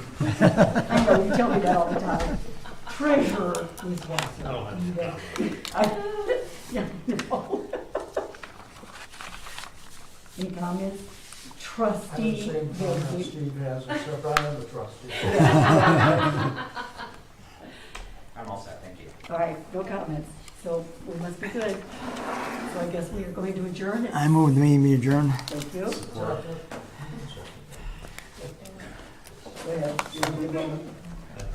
Mr. Wisswasser? Yeah. Ms. Howe? Yes. Ms. Butler Challenger, yes. Mr. Rosecrans? Yes. Mr. Fewens Bliss? Yes. Mr. Almarigi? Mr. Almarigi? Yes. Okay. Mr. Benzi? He's busy talking. Mr. Benzie, Benzi? you want to adjourn? Yeah, I'm done. All right, Thank it you. is official. Meeting is over. It is 8:34. 8:35. 8:35. That's how I did. I was at 8:35. Okay. Thank you. Not 6 seconds, but you're okay. No, What? I didn't go